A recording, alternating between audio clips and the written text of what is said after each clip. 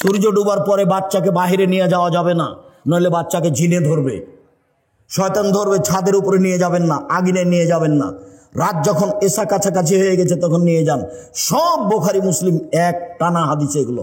আপনি ইউটিউবে দেখেন আব্দুর রাজ্জাক বিন ইউসুফ খাওয়া পান করার নিয়ম। বিউটি পার্লারে যা কিছু আছে সবই ব্যবহার করতে পারে, তবে বাড়িতে বিউটি পার্লারে নয়। কারো বন্ধু যদি কামার হয়, পাশে বসে থাকলে আগুন ছিটে কাপড় জ্বলে যাবে। আর যদি কাপড় জ্বলে না যায়, কামারের পাশে হাপড়ের পাশে বসে থাকে, তাহলে ধোঁয়া আসবে। কামারের পাশে বসে থেকে নাকে মুখে ধোঁয়া আসবে না, এই কথা যেমন মিথ্যে, আপনার ছেলে মেয়ের বন্ধু বান্ধবী খারাপ, আপনার ছেলে মেয়ে খারাপ হবে না, এই কথা তেমনি মিথ্যে। সম্মানিত অত্র দিনী বৈঠকের মুসলিম ভাই বোন, প্রশংসা আল্লাহর জন্য, শান্তি অবতীর্ণ হোক আল্লাহ রাসূলের উপর সাল্লাল্লাহু আলাইহি ওয়াসাল্লাম। পৃথিবীর মানুষ, তোমরা তোমাদেরকে জাহান্নাম থেকে বাঁচাও আর তোমাদের পরিবারকে জাহান্নাম থেকে বাঁচাও। মরণের পরে কবর যত কঠিন, কিয়ামত তার চেয়ে অনেক বেশি কঠিন। কিয়ামত যত কঠিন, জাহান্নাম তার চেয়ে অনেক অনেক অনেক বেশি কঠিন।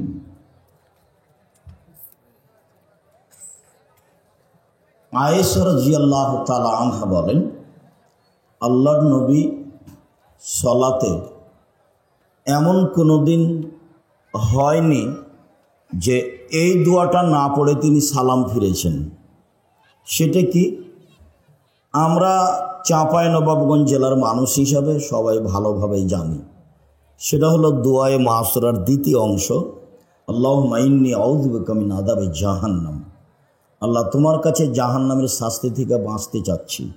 ওয়া আউযু বিকা মিন আযাবিল কবর, তুমি আমাকে কবরের শাস্তি থেকে বাঁচাও। ওয়া আউযু বিকা মিন ফিতনাতিল মাসিহিদ দাজ্জাল, তুমি দাজ্জালের ফিতনা থেকে বাঁচাও। ওয়া আউযু বিকা মিন ফিতনাতিল মাহি ওয়াল মামাত, ইহকাল এবং পরকালের ফিতনা থেকে বাঁচাও। ওয়া আউযু বিকা মিনাল মা'সাম ওয়াল মাগরাম, বড় পাপ এবং ঋণ কর্জ থেকে বাঁচাও। রাসূল সাল্লাল্লাহু আলাইহি সাল্লাম দিন রাত যেসব জিনিসগুলি থেকে বাঁচতে চাইতেন, তার একটি হলো জাহান্নাম, একটি হলো কবরের শাস্তি, আর একটি হলো উল্লেখযোগ্য বড় পাপ ও ঋণ কর্জ। ঋণ কর্জ জায়েজ হলেও ঋণ কর্জ ভালো নয়। মানে ঋণ কর্জ অবস্থায় মানুষ মারা গেলে তার জানাজা হবে না, আর সব পাপ ক্ষমা হয়ে গেলেও ঋণের পাপ ক্ষমা হবে না। মানুষ তো বুঝে না, ছেলে মেয়ের পাল্লাই পড়ে, বোকা বইয়ের পাল্লাই পড়ে ওই ব্যাংকে টাকা উঠিয়ে বাড়ি ঘর করছে। বউ যদি বলতো তো কুঁড়ে ঘরে থাকতে রাজি আছি, ব্যাংকের টাকা উঠাতে হবে না, ওই বাড়িতে রাজি নই, তাহলে লোকটা একটু বুঝতো। তো বউ তো হচ্ছে হস্তিনী, ও তো ঢং নেই, কিভাবে সংসার চলবে। এদেশের মানুষ তো বউকে দিয়ে সংসারের সব কাজ করায়, মাঠেরও কাজ করায়, নিজেরটা না হলেই খেপে যায়। তো সেও মনে করে যে কর্জ নিয়ে ব্যবসা বাণিজ্য বাড়িঘর করুক না, থাকা খাওয়া ভালো হলেই তো হলো। ঋণ কর্জ থাকলে জানাজা হয় না। তো মহান আল্লাহ বলেন, তোমরা তোমাদেরকে জাহান্নাম থেকে বাঁচাও আর পরিবারকে বাঁচাও। তাহলে পথঘাট এমন আছে যা দিয়ে নিজেকে বাঁচানো যায়, পরিবারকে বাঁচানো যায়। আজকের জন্য নিজেকে বাঁচানোর ব্যাপারে অল্প একটু কথা। উকবা ইবনে আমের রাদিয়াল্লাহু তাআলা আনহু বলেন, আমি একদা আল্লাহর নবীকে বললাম, মান নাজাত, জাহান্নাম থেকে বাঁচার পথ কি? এটাই জিজ্ঞাসা। এই ছেলে, অপ্রয়োজনীয় কথা কি বলছো? চুপ থাকো। কেউ কষ্ট দেখ, কিছু বললো, ধৈর্যের পরিচয় দাও। ধৈর্য যেন ঘোড়ার ডিম না হয়। মানে ধৈর্য একটা জিনিস, সেটা কেউ কিছু বললো, আমি তার উত্তর দিব না, তার নাম ধৈর্য। আমি আব্দুর রাজ্জাক বিন ইউসুফ, আমাকে কেউ যদি একবারে ফেসবুকে ইউটিউবে ধুয়ে ছেড়ে দেয়, আমি তার নামটাও নেব না, আমি তার নামই নিনে। আমার জীবনে আমি কোনোদিন মাযহাব নিয়ে কথা বলিনি, মাযহাবের পাতা ছিঁড়ে দিয়েছি। আর আমি কোনোদিন কারোর বিরুদ্ধে কথা বলিনি, সে যাই বলুক। আমি তার বিরুদ্ধে কথা বলা প্রয়োজন মনে করি না। আর যারা বলছে তাদেরকে আমি আলেমও বলি না। আলেমের এটা গুণ নয় যে ফেসবুক আর আপনার ওই ইউটিউব হবে হাইকোর্ট আর জজ কোর্ট, বিচার ওটাই হয়ে গেল।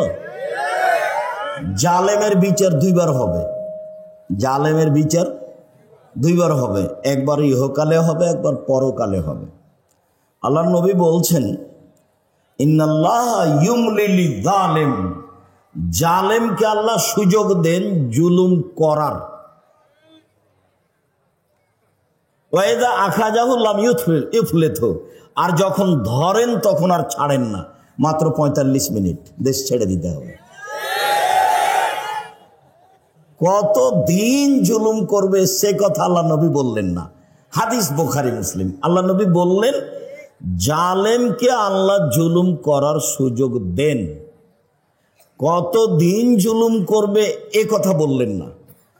তার জুলুম অত্যাচারে হাজারো লাখো মানুষ জেলে হাজতে বাইরে রাস্তাঘাটে হারিয়ে যাবে, মারা যাবে, তবুও সে জুলুম করবেই।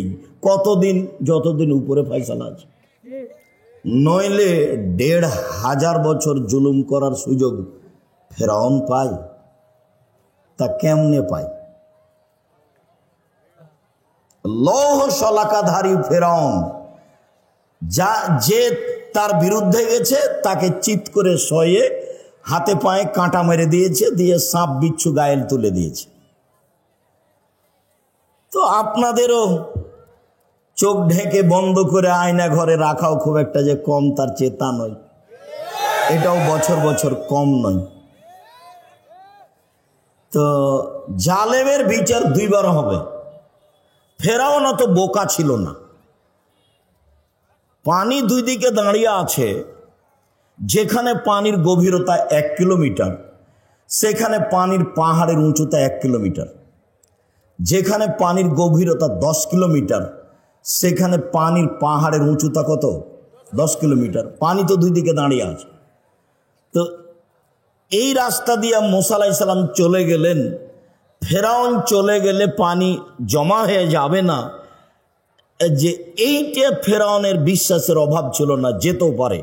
কিন্তু সে এত ক্ষেপে আছে যে রাগের কারণে তার বুদ্ধি কমে গেছে। আপনি রেগে গেলেন তো হেরে গেলেন। রাগ মানুষকে ভুল পথে নিয়ে যাবে। তাই একজন লোক এসে বলছেন, আল্লাহ নবী ফাউসিনি বিখাইরিন, আমাকে কল্যাণের উপদেশ দেন। তখন আল্লাহ রাসূল বলছেন, লা তাগজাব, রাগ করো না। আরো বলেন কিছু, লা তাগজাব, রাগ করো না। আরো কিছু বলেন, লা তাগজাব, রাগ করো না। এই কথা রাসূল সাল্লাল্লাহু আলাইহি ওয়াসাল্লাম বারবার বললেন, হাদিস বুখারী মুসলিম। তো রাগের কারণে তার বুদ্ধি কমে গেছিল। সে যখন ভিতরে চলে গেল তখন তো পানি এক জায়গায় জমা হয়ে গেল।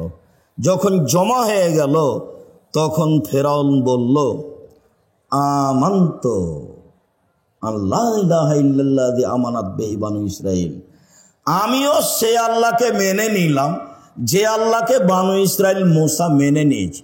ওয়া আনা মিনাল মুসলিমিন, আমি একজন মুসলিম। এই কথা ফেরাউন বলল। তা আল্লাহ বললেন, আলান, ও এখন, আসেই তা কাবলো, তুমি তো একটু আগে নাফরমান ছিলে, এখন মেনে নিলে? তারপরে বলছেন, আল ইয়াউমা নুনাজ্জিকা বিবাদানিকা লিতাকুনা লিমান খালফাকা আয়া। ফেরাউন, তোমার মুসলিম ঘোষণা দেওয়া তো বহু দূরের কথা, তোমার শরীরটা আমি চিরদিনের জন্য রেখে দিলাম, তোমাকে মানুষ দেখে উপদেশ গ্রহণ করবে যে ফেরাউন ছিল অত্যাচারী, স্বৈরাচারী, স্বেচ্ছাচারী, উদ্ধত, জালেম। মুসা আলাইহিস সালামকে আল্লাহ বলছেন, ফেরাউনের কাছে যান। দাওয়াত দেন। আমার মুখের ভাষা সাবলীল নয়, আমি ভালো ভাষা বলতে পারি না, আমি যাব না। তো বলছেন যেতে হবে, তাহলে ও আমাকে মারবে। আমার পক্ষ থেকে তার ব্যাপারে তার কাছে একটা অপরাধের অভিযোগ আছে, আমি এক থাপ্পড় দিয়ে মানুষ মেরেছি, ও গেলেই আমাকে মারবে। তো বললেন আমি তোমার সাথে আছি। মারবে কি করবে, আমি সাথে আছি। তো বললেন তাহলে আমার ভাইকে সাথে দিতে হবে। ঠিক আছে, তাই হলো, তোমার ভাইও সাথে থাকবে। দুই ভাই মিলে চলে গেলেন। গিয়েই বললেন বানি ইসরায়েলকে ছেড়ে দেন, মানে স্বাধীনতা চাইতে হবে। বানি ইসরায়েলকে দাস দাসীতে পরিণত করে রেখেছেন, বানি ইসরায়েলকে ছেড়ে দেন। তখন ফেরআউন বলতে লাগলো, তোমাকে কি আমি শিশুকালে লালন পালন করিনি? তুমি কি বহু বছর আমার মাঝে থাকোনি? ফেরআউন বলছে, তুমি যা করেছো তা করেছো, তুমি তোমার কর্ম করেছো, এক থাপ্পড়ে তুমি মানুষ মেরেছ, তুমি বড় অকৃতজ্ঞ। এটা ফেরাউন বলল। তখন মুসা আলাইহিস সালাম বলছেন, আমি যা করেছি তা করেছি, আমি ভুল পথে ছিলাম। মানে এক থাপ্পড়ে মানুষ মেরেছি, এটাই ঠিক, আমি তখন ভুল পথে ছিলাম। আমি তোমার ভয়ে দেশ ছেড়েছি। আমার প্রতিপালক আমার প্রতি দয়া করেছেন, আমাকে জ্ঞানে গুণে পূর্ণ করেছেন, তিনি আমাকে নবী করেছেন। তুমি আমার প্রতি অনুগ্রহ করেছ, অনুগ্রহ করে তুমি খোঁটা দিয়েছ, খোঁটা দিয়ে তুমি বানি ইসরায়েলকে দাস দাসীতে পরিণত করেছ। তুমি বড় উদ্ধত স্বৈরাচার, সীমা লঙ্ঘন করেছ। জালেমের বিচার দুইবার হবেই। রাসূল সাল্লাল্লাহু আলাইহি সাল্লাম বললেন যে বাঁচার পথ তিনটে। এক, নিজেকে কন্ট্রোলে রাখো, বাড়ির বাইরে যায় না। দুই, মুখখান বন্ধ রেখো, মুখ ব্যবহার করো না। তিন, পাপের জন্য কাঁদো, জান্নাত পেয়ে যাবে। এক, মুখ বন্ধ রেখো, ভালো কথা ছাড়া মুখ দিয়ে ব্যবহার করতে পারবে না। চিরদিনের জন্য আড্ডা পিটা হারাম। দোকানে বসে ল্যাংটা মেয়ে নাচবে, আর আপনি বসে চক্ষু ঠান্ডা করবেন, কলিজা ঠান্ডা করবেন, মনটা ঠান্ডা করবেন। এই নোংরা নেক্কারজনক জঘন্য কাজ ত্যাগ করতে হবে। চিরদিনের জন্য দোকানে বসে আড্ডা পিটা হারাম। দুইজন যেখানে বসে আছে সেখানে যাবেন না। উপার্জন করে খান, 5 ওয়াক্ত সালাত আদায় করবেন, এশার সালাত আদায় করে ঘুমিয়ে যাবেন। রাত 10টায় ঘুমিয়ে যাবেন, রাত 3টায় উঠবেন, 5 ঘন্টা ঘুম হয়েছে। 3টায় উঠে কিছু 2 রাকাত সালাত আদায় করবেন, প্রয়োজনীয় জিনিস আল্লাহর কাছে চাইবেন। রাত 3টার পরে আল্লাহ মানুষের নিকটে হয়ে যায়। রাত 3টার পরে যদি মানুষ উঠে, তখন মানুষ কার নিকটে হয়ে যায়? আল্লাহর নিকটে হয়ে যায়। তখন যা বলে সেটাই গ্রহণ হয়। একাধিক সহিহ হাদিস, সে আলোচনা এখন নয়।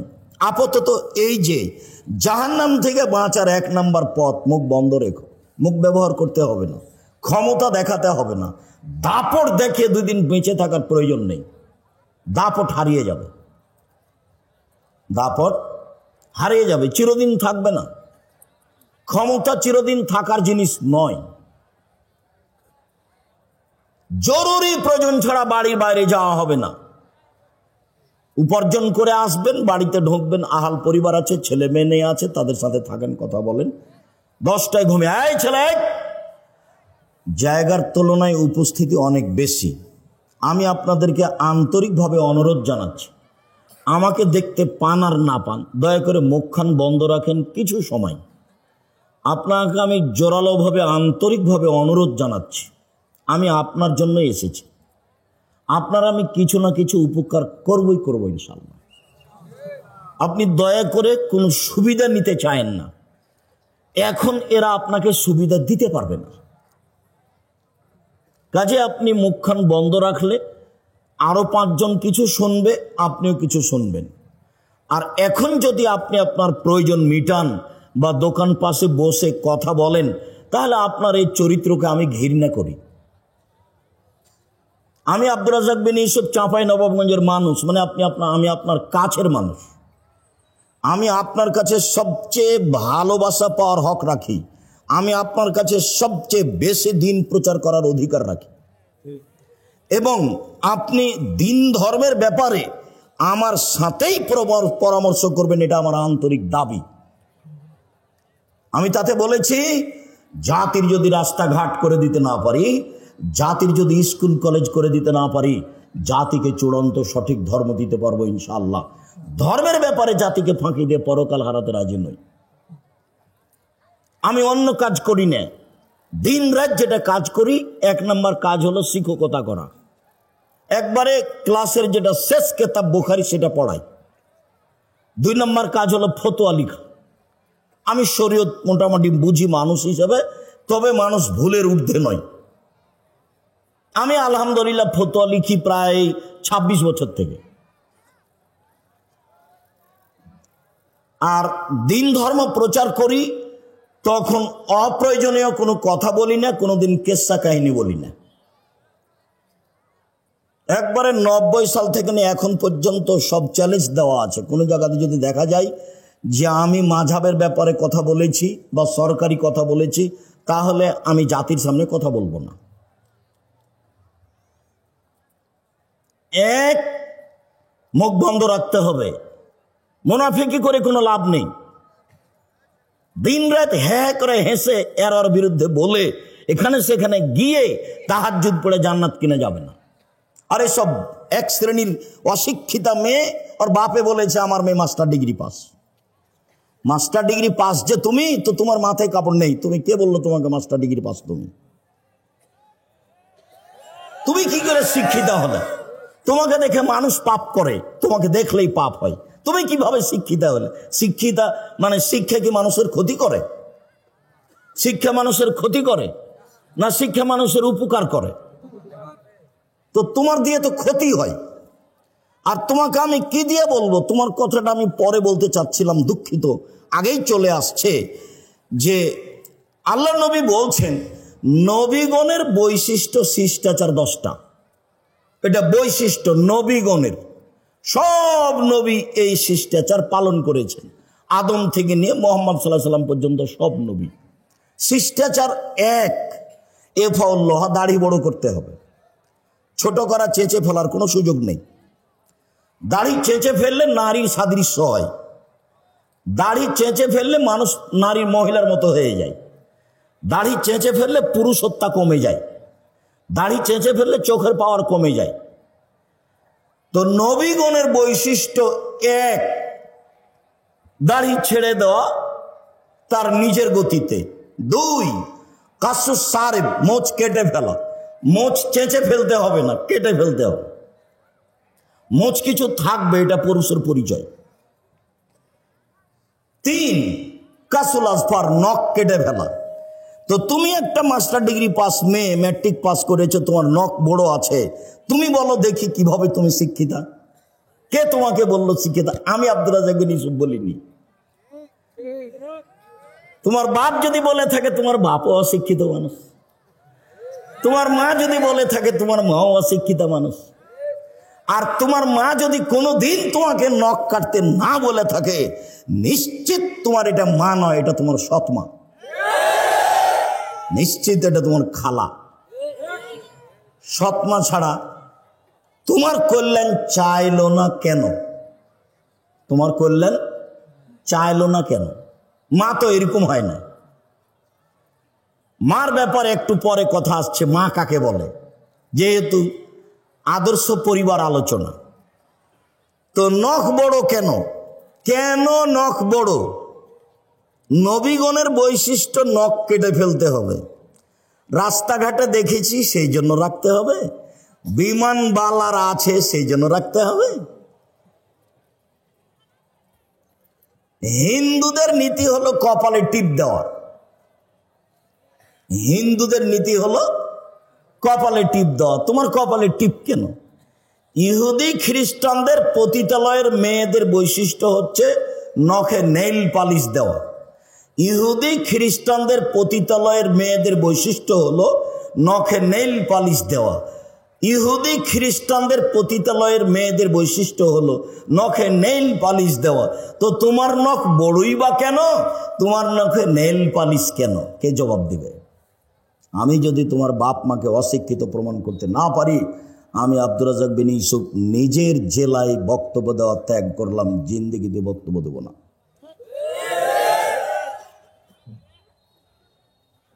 শিক্ষিত হও, চেষ্টা কর। মানুষই চেষ্টা করতে পারে, গরু ছাগল নয়, পশু প্রাণী পারে না। নাথফল এবেদ, বগলের লোম উঠিয়ে ফেলতে হবে, নারী পুরুষ একই হুকুম। বগলের লোম কেটে ফেলার কোনো সুযোগ নেই। যেভাবে সম্ভব, যেভাবে সহজ করেন, উঠে ফেলতে হবে। হালাকুল আনাত, নিচের লোম পরিষ্কার করতে হবে, ঊর্ধ্বে টান 40 দিন। যেভাবে সহজ, যেভাবে সম্ভব। পুরুষ নারী একই হুকুম। সব এগুলো নবীগণের বৈশিষ্ট্য। পেশাব পায়খানার পরে পানি দিয়ে পবিত্রতা অর্জন করতে হবে। পানি না থাকলে ঢেল টিস্যু পেপার, পানি আছে তখনও কেউ যদি ঢেল টিস্যু পেপার নেই, তাহলে সে রাসূলকে অপমান করল। আর যারা বুঝেছে যে আগে ঢেল টিস্যু পেপার পানি পরে পবিত্রতার জন্য, তারা রাসূলের সাথে অন্যায় আচরণ করেছে। 40 কদম হাঁটার তো কোনো প্রশ্নই আসে না। পায়ের উপরে পা উঠিয়ে খক খক করে কাশার তো কোনো প্রশ্নই আসে না। আমি 1 মিনিটের জন্য ধরে নিলাম, এই ছেলে প্রস্তুত থাকো, কথা যেন কোনোটা মিস না হয়। শোনো, পবিত্রতা তো ভালো কাজ। তো স্বামী 40 কদম হাঁটবে পবিত্রতার জন্য ঢেল নিয়ে, স্ত্রীকে ঢেল নিয়ে 40 কদম হাঁটা লাগবে না? ধর্ম কি একজনের জন্য? স্ত্রীকে পায়ের উপরে পা উঠাতে হবে না? স্ত্রীকে পবিত্রতার জন্য খক খক করে কাশতে হবে না? বলুন হিসাব। রাসূলের কাছে থাকেন, পথ সহজ হবে। বলছে আব্দুর রাজ্জাক সাহেব, বেশ কিছুক্ষণ ঢেল নিয়ে থাকার পরে থাকি এই জন্য যে পেশাব আসছে বলে মনে হয়। 40 ঘন্টা পরে যদি আপনি টিস্যু ফেলেন, তবুও মনে হবে যে পেশাব আসলো মনে হয়। কেন? শয়তান এখন আপনাকে বোকা বানিয়েছে। আল্লাহর নবী বলছেন যে মসজিদ থেকে বের হবা না বায়ুর শব্দ স্পষ্ট কানে না শুনলে, আর বায়ুর গন্ধ স্পষ্ট নাকে না আসলে। কেননা শয়তান পেশাব পায়খানা রাস্তায় চলাচল করে। তুমি যদি সন্দেহের মধ্যে পড়ো, তাহলে শয়তান তোমাকে বোকা বানাবে। আপনি এখন বলেন যে পেশাব এসে যদি কাপড় ভিজে যায় তবু আর উজু করবো না, এই সর সর শয়তান সর, কাপড় ভিজে যাক, তুই সর এখান থেকে, তারপরে কোনো কথা। নইলে আপনি টিকতে পারবেন না। পাপের জন্য কাঁদুন, কথা এখানে সংক্ষিপ্ত করছি। একটা কথা থাকলো, পাপের জন্য কাঁদুন। রাসূল সাল্লাল্লাহু আলাইহি সাল্লাম বলেন, লা ইয়ালিজার রাজুলুন নারা বাকা মিন খাশিয়াতিল্লাহ হাত্তা ইয়ালিজাল লাবানু ফি দারে। গাভীর বাঁট ওলান থেকে চাপ দিয়ে দুধ বের করে ভিতরে ঢোকানো যায় না যেমন, আল্লাহর ভয়ে কাঁদে যে সে জাহান্নামে যাবে না তেমন। এই ছেলে দেখো তো, ওই যে বাচ্চাগুলি কথা বলছে, তোমরা যারা আমাদের এখানে সহযোগিতা করতে এসেছো, ওই বাচ্চাগুলোকে একটু তোমরা কন্ট্রোল করো না। ও তো আমার অসুবিধা করছে, আরও তো 5 জনের অসুবিধা করতেই পারে। আর তোমরা যারা এই পাড়ার ছেলে, আজকে তো তোমরা বক্তব্য শুনতে পাবা না, আজকে আমাদের সহযোগিতা করো। গাভীর বাঁটে ওলানে চাপ দিয়ে দুধ বের করে ভিতরে ঢোকানো যেমন অসম্ভব, আল্লাহর ভয়ে কাঁদে যে তার জাহান্নামে যাওয়া তেমনি অসম্ভব। জান্নাত পাওয়ার সুবিধাজনক একটা বিশাল বড় পয়েন্ট, সেটা হলো রাতে আল্লাহর ভয়ে কাঁদা। আর যখন আল্লাহ নবী বলেছেন যে আল্লাহর কাছে 4টা জিনিস সবচেয়ে প্রিয়, তার 1 নম্বরে যেটা আছে সেটাই সহজ, বাকি 3টাই কঠিন।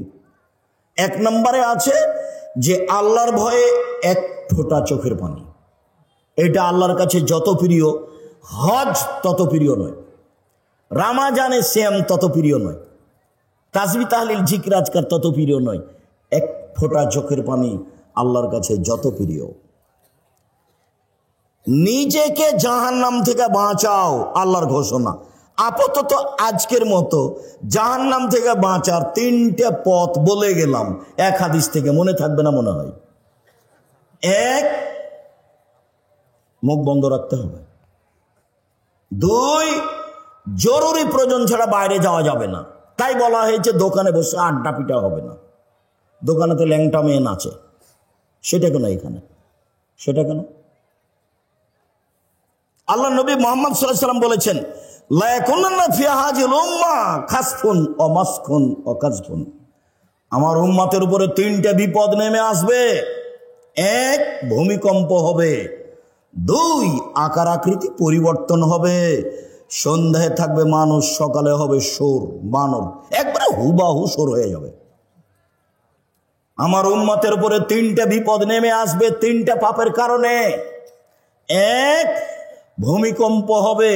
2, আকার আকৃতি পরিবর্তন হবে। সন্ধ্যায় ছিল মানুষ, সকালে হবে সোর বা বানর। 3, সমস্যা নেমে আসবে। মসজিদে মারামারি, মাদ্রাসায় মারামারি, রাস্তাঘাটে কেউ কাউকে মানে না, জিনিসের দাম বেড়ে যায়, কোনো জিনিস কন্ট্রোলে নেই, সমস্যা নেমে আসবে। পাপ 3টে। 1, ওয়াযালিকা ইযা যারাবু বিল মাআসিফ ইযা শারাবুল খুমরা, যখন মানুষ নেশাদার দ্রব্য পান করবে। এলাকাতে নেশাদার দ্রব্য আছে কিছু, যদি এটা চাঁপাইনবাবগঞ্জ না থাকারই কথা। দেখো অন্য জেলাতে যাই তখন নিজের জেলার খুব প্রশংসা করি, শিক্ষা দীক্ষা জ্ঞান গরিমা চাকরি বাকরি। বিদেশে যখন যাই তখন বলি, আরে তোমরা তো কাজ করতে এসছো, রাস্তাঘাটে কাজ করো। চাঁপাইনবাবগঞ্জের মানুষ চাকরি করে। দিন রাত তোমাকে নিয়ে আমি গর্ব করি, দেখো আমার গর্ব নষ্ট করো না। বিড়ি তামাক জর্দা সিগারেটকে চিরদিনের জন্য একবারে করে দাও, হারাম করে দাও, ও যেন তোমাকে দমাতে না পারে। একবারে শক্ত অবস্থানে যাও। বিড়ি তামাক জর্দা সিগারেট গুল নেশাদার দ্রব্য চিরদিনের জন্য হারাম।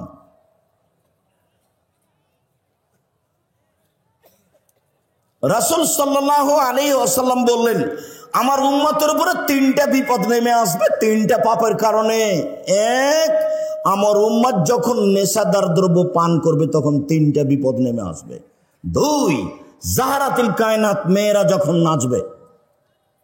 সব মোবাইলে মেয়ে নাচে, সব দোকানে মেয়ে নাচে, প্রায় সব বাড়িতে মেয়ে নাচে। বড় বিশাল টিভি আছে, ইন্ডিয়ান মেয়ে নাচছে। জান ঠান্ডা হয়ে যাচ্ছে, কলিজা সহাত হয়ে যাচ্ছে, চক্ষু ঠান্ডা হয়ে যাচ্ছে, ধর্ম পাগল হয়ে গেছে। রাসূল সাল্লাল্লাহু আলাইহি সাল্লাম বলেন, 3 শ্রেণীর মানুষ জান্নাতে যাবে। তার 1 শ্রেণীর মানুষ হচ্ছে অপর নারীকে দেখে যে চক্ষু নিচু করে। নেন এবার তোমার বড় মোবাইলের কি হবে? আমার কাছে একটা বাটন ছোট মোবাইল আছে, রিং হলে আমি শুধু অন করতে পারি। তুমি আমাকে বলেছো যে আব্দুর রাজ্জাক সাহেব আমার নামটা একটু সেভ করে রাখতেন, কিন্তু আমি যে সেভ করতে পারি না, আমি শুধু অন করতে পারি। ও দিয়েই জামিয়া সালাফিয়া চলে, মানুষের সাথে ওইটা দিয়েই কথা বলি। এদেশের সর্ববৃহৎ প্রতিষ্ঠান, শিক্ষা গুণে, শিক্ষক গুণে, শিক্ষক সংখ্যায়, ছাত্র সংখ্যায়, প্রতিষ্ঠানের আয়তনে এদেশের সর্ববৃহৎ প্রতিষ্ঠান জামিয়া সালাফিয়া। জামিয়া সালাফিয়াতে ইন্ডিয়ান, সৌদি আরব, বাংলাদেশের প্রায় 300 জন শিক্ষক শিক্ষিকা পাঠদান করে থাকেন। এখন চলমান 4 জন আছেন মদিনা বিশ্ববিদ্যালয়ের, 4 জনই টিচার, তারা ওখান থেকে এসে শিক্ষা দিচ্ছেন। সেদিন আপনারা দেখে এসেছেন, তার নাম জামিয়া সালাফিয়া।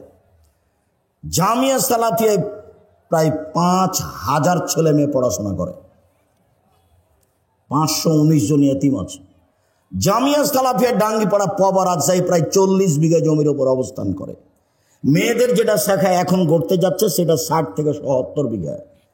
যেটা রূপগঞ্জ জামিয়া সালাফিয়া ঢাকা, সেটা প্রায় 100 বিঘা জমির ওপরে, 22 বিঘা মেয়েদের জন্য। সর্বোচ্চ প্রতিষ্ঠান এদেশের শিক্ষা মানে শিক্ষা গুণে শিরক মুক্ত প্রতিষ্ঠান জামিয়া সালাফিয়া, বিদআত মুক্ত প্রতিষ্ঠান জামিয়া সালাফিয়া, দল মুক্ত প্রতিষ্ঠান জামিয়া সালাফিয়া, সংগঠন মুক্ত প্রতিষ্ঠান জামিয়া সালাফিয়া, হিংসা মুক্ত প্রতিষ্ঠান জামিয়া সালাফিয়া, দেশের সর্ববৃহৎ প্রতিষ্ঠান জামিয়া সালাফিয়া। জামিয়া সালাফিয়া চাঁপাইনবাবগঞ্জের প্রতিষ্ঠান। চাঁপাইনবাবগঞ্জের লোক এটা করছে, চাঁপাইনবাবগঞ্জের লোকের জন্য এটা গৌরব। অতএব আমি আপনার ছেলের সার্বিক কল্যাণ কামনা করি, এ কথাই ঠিক। সম্মানিত দ্বীনী ভাই বোন, রাসূল সাল্লাল্লাহু আলাইহি সাল্লাম বললেন, মেয়েরা যখন নাচবে তখন তিনটা বিপদ নেমে আসবে। 2 3 ওয়াজারাবু বিল মাযিফ, যখন বাদ্যযন্ত্র প্রকাশ পাবে তখন তিনটা বিপদ নেমে আসবে। সব বাড়িতেই বাজনা বাজে, সব দোকানেই বাজনা বাজে, সবার কানেই বাজনা চলে, ল্যাংটা মেয়ে নাচে সবার কানে। আল্লাহ নবী বললেন, যখন মানুষ উজু করে মুখমণ্ডল ধয় তো মুখমণ্ডলে যা পাপ হয়েছে সব পাপ পানির সাথে, পানির শেষ ফোঁটার সাথে ঝরে যায়। মুখমণ্ডলে কি পাপ হয়? আল্লাহ নবী বলছেন, আইনানে তাজনের জেনা হমান নাজরো, 2 চোখের জেনা হচ্ছে চোখ দিয়ে দেখা। অলাইনানে জেনা হমল ইস্তেমাও, 2 কানের জেনা হচ্ছে কান দিয়ে শোনা। অল মুখ অল ফাম জেনাহার নতক, মুখের জেনা হচ্ছে কথা বলা। এগুলো সব মুখমণ্ডলে আছে। এগুলো বড় বড় জেনার মাধ্যম, কান জেনার মাধ্যম, চক্ষু জেনার মাধ্যম, মুখ জেনার মাধ্যম। বুঝুনি তুমি? না বুঝে তুমি মেয়েটার সাথে দিনরাত গল্প করো প্রেমের জেনার, তুমি মনে করো কেউ দেখে না। ভুল হিসাব তোমার। তুমি মারিয়ামের মতো ভুলে যাও। মারিয়াম বলেছিল, কুনতু নাসিয়া মানসিয়া, আমি জাতির কাছে এমন হতে চাই, আমি মারিয়াম, এটা কেউ জানবে না যে আমি মারিয়াম। কেন? আমি যদি বাচ্চা নিয়ে গ্রামে যাই তাহলে জনগণ বলবে, ছি ছি ছি ছি ছি, তুমি জেনা করে বাচ্চা নিয়ে এসেছো। তুমি বাইতুল মুকাদ্দাসে মসজিদে থাকো, মসজিদ ঝাড়ু দাও, তুমি এমন কাজ করো, আমি কি দিয়ে বোঝাবো গ্রামবাসীকে? বাচ্চা নিয়ে গ্রামে ঢুকলেন তখন গ্রামের লোকেরা বলল, ছি ছি ছি ছি ছি ছি ছি, তোমার মা ভালো, তুমি এত খারাপ। ছি, তোমার বাপ ভালো, তুমি এত খারাপ। তো আমি মারিয়াম নাসিয়া মানসিয়া হয়ে যেতে চাই, কেউ যেন না জানে আমাকে। ওই মেয়েটার নাম্বার তুমি চিরদিনের জন্য ভুলে যাও। মেয়েটা যে কে এটা তুমি ভবিষ্যতেও মনে রাখবা না, কোনো দিন মনে রাখবা না। নইলে ও তোমাকে ধ্বংস করবে, তোমার বাপকে ধ্বংস করবে, তোমার বংশকে ধ্বংস করবে, তোমার জাতিকে করবে। তুমি সেখান থেকে ফিরে আসো 1 মিনিট, তোমাকে এখানে বাস্তব দেখায়। জুলাইখায় দরজা বন্ধ করেছিল সব। জুলাইখা সব দরজা বন্ধ করে বলেছিল ইউসুফকে, হাই তালাক, এইসব তুমি আমার সাথে জেনায় লিপ্ত হও। তখন ইউসুফ বলেছিলেন, মাযাল্লাহ, আমি আল্লাহর কাছে আশ্রয় চাচ্ছি। বলো কি তুমি? আরে তোমার স্বামী আমার মালিক, আমাকে ভালো থাকতে দিয়েছেন, আমাকে ভালো খেতে দিয়েছেন, আমি এই অন্যায় কেমনে করি? তোমার স্বামী আমার মালিক। জুলাইখা, তোমার স্বামী আমার মালিক, আমাকে ভালো থাকতে দিয়েছেন, ভালো খেতে দিয়েছেন, আমি ওই অন্যায় কেমনে করতে পারি? মাযাল্লাহ, আমি আল্লাহর কাছে আশ্রয় চাচ্ছি। এই বলে তিনি দিলেন দৌড়। তখন দরজা খুলে বের হয়েছেন, এটা বোঝা যায় না। তিনি যখন শেষ দরজায় বের হয়েছেন, পিছনে আছে জুলাইখা, সামনে পড়ে গেল জুলাইখার স্বামী। এক জায়গায় 3 জন। জুলাইখার স্বামী, জুলাইখা, ইউসুফ আলাইহিস সালাম। সামনে পড়তেই জুলাইখা বলল, এই দেখেন, কথা উল্টে দিচ্ছে। জুলাইখা বলল, এই দেখেন, আপনি যাকে বাড়িতে রেখেছেন সে আপনার স্ত্রীর সাথে জেনা করতে চায়। এত খারাপ মানুষ আপনি বাড়িতে রাখেন, এর কি শাস্তি হতে পারে? আরে আপনি কি শাস্তি উল্লেখ করবেন? আমি জুলাইখা বলছি, একে যথাযথ পিটন দিতে হবে, নইলে জেলখানায় বন্দি করতে হবে। 12 বছর জেল হলো। 12 বছর পরে সরকারের পক্ষ থেকে ইউসুফকে ডেকে পাঠানো হলো। এইসব বললেন, জি না, আমি জেল থেকে বের হব না যতক্ষণ পর্যন্ত জুলাইখা জাতির সামনে ঘোষণা না দিবে আমি জুলাইখা অন্যায় করেছি, এইসব করেনি। এই ঘোষণার পূর্ব পর্যন্ত আমি এইসব জেল থেকে বের হব না। আমাদের নবী মুহাম্মদ সাল্লাল্লাহু আলাইহি সাল্লাম বললেন, আমার চেয়ে ইউসুফের অনেক ধৈর্য বেশি, আমার চেয়ে ইউসুফের অনেক ধৈর্য বেশি। আরে আমি মুহাম্মদ সাল্লাল্লাহু আলাইহি সাল্লাম যদি 12 বছর জেলে থাকতাম আর সরকারিভাবে যদি আমাকে ডেকে পাঠানো হতো, তাহলে আমি তাড়াহুড়া করে বের হতাম, চলো চলো চলো চলো। আমাদের নবী মুহাম্মদ সাল্লাল্লাহু আলাইহি সাল্লাম বলছেন যে আমার চেয়ে ধৈর্যশীল কে? ইউসুফ আলাইহিস সালাম। ইউসুফ আলাইহিস সালাম বলছেন, জি না, হবে না, আগে জুলাইখাকে জাতির সামনে ঘোষণা দিতে হবে। জুলাইখা ঠিকই 12 বছর পরে জাতির সামনে ঘোষণা দিল, আমি অন্যায় করেছি, ইউসুফ অন্যায় করেনি। এই যে দেখছেন না, নারী হলো 3 জানের বড়ি, নারী হলো 3 জানের বড়ি। গোপন কথা বলা হবে না, সাথে সাথে তার ফাঁদে পড়া হবে না, তার ফাঁদে পড়লে সব কিছু হারিয়ে যাবে। শুনুন, রাসূল সাল্লাল্লাহু আলাইহি সাল্লাম বলেন, 3টা পাপের কারণে আমার উম্মতের উপরে গজব নেমে আসবে।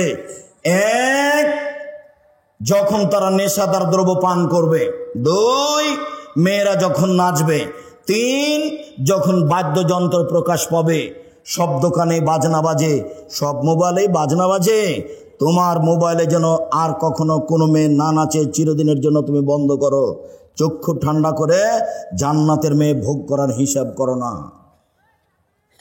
জান্নাতের মেয়ে ভোগ করা অত সহজ নয়, ওরা অত সাধারণভাবে নেই। আল্লাহ তাআলা বলছেন, ওরাকে আমি এমন ভাবে রেখেছি জিন কোনোদিন তাদের স্পর্শ করেনি, মানুষ তাদের স্পর্শ করেনি। ওরাকে ঝিনুকের মধ্যে লুকানো আছে, যখন তাদেরকে বের করা হবে তখন মনে হবে যে এরা ঝিনুকের মধ্যে লুকানো মুক্তা। তাদের কোনোদিন পেশাব হবে না, তাদের কোনোদিন পায়খানা হবে না, তাদের কোনোদিন হায়েজ হবে না। তাদের রূপ চেহারা ভিন্ন ধরনের হবে। 16-18 বছর মেয়েরা যেমন হয়, জান্নাতের মেয়েরা তেমন হবে, তার চেয়ে হাজারো গুণ সুন্দরী। চক্ষু হবে টানা টানা, লম্বা লম্বা, আর মাথার চুল হবে কঁকড়া কঁকড়া।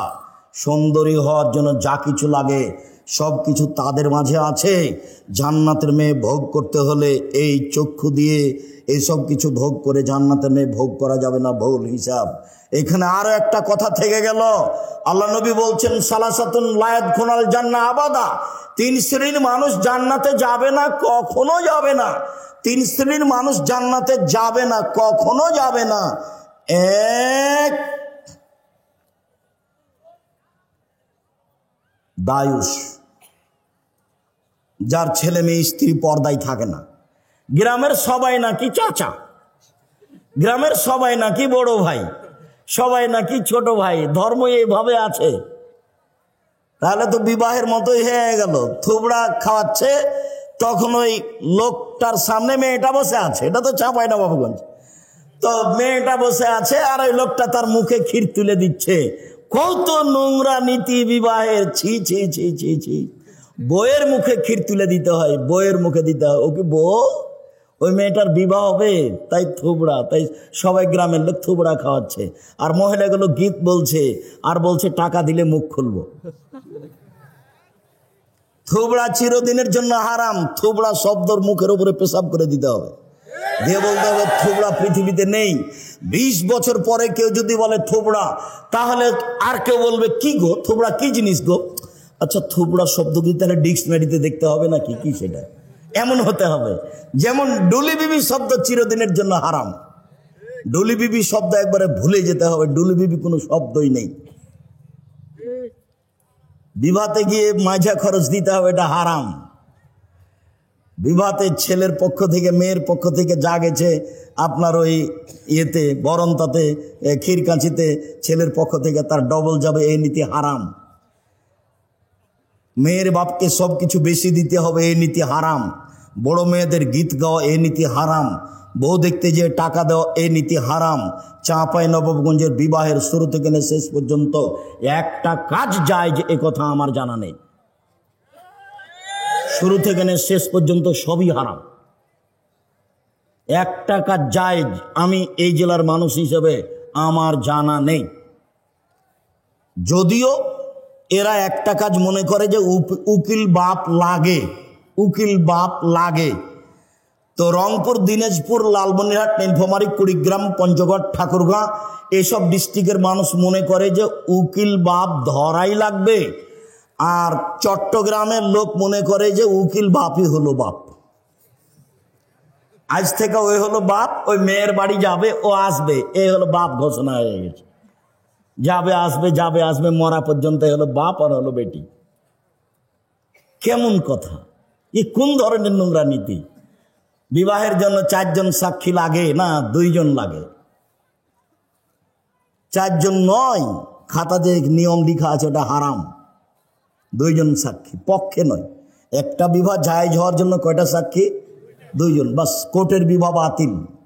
কোর্টে যদি বিবাহ হয় আর মেয়ে যদি 10 ছেলে হয়ে যায় তো 10টাই হারাম। 10 ছেলের মায়ের বিবাহ পড়াতে হবে। কাকে দিয়ে পড়াতে হবে? ওর বাপকে। বলো ওর বাপ মারা গেছে। তো ওর ভাই, বলো ওর বড় ভাই মারা গেছে। তো বলো ওর ছোট ভাই, ছোটটাও মারা গেছে। কে আছে? যেগুলো ছেলে জন্ম নিয়েছে সেগুলো আছে। ওর মা আর বিবাহ পড়ায়।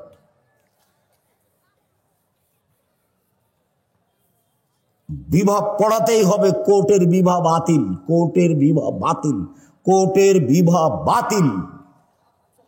আমি বলিনি, ও কথা মুহাম্মদ সাল্লাল্লাহু আলাইহি ওয়াসাল্লাম বলেছেন। বলছিলাম আল্লাহ তাআলা বলেন, তোমরা নিজেদেরকে জাহান্নাম থেকে বাঁচাও, পরিবারকে জাহান্নাম থেকে বাঁচাও। দেখি পরিবারকে কিভাবে জাহান্নাম থেকে বাঁচানো যায়। আবু হুরায়রা রাদিয়াল্লাহু তাআলা আনহু বলেন, রাসূল সাল্লাল্লাহু আলাইহি সাল্লাম বলেছেন, কুল্লু মাউলুদিন ইউলাদু আলাল ফিতরা, প্রত্যেকটা ছেলে মেয়ে ইসলামী ধারণ ক্ষমতা নিয়ে জন্মগ্রহণ করে।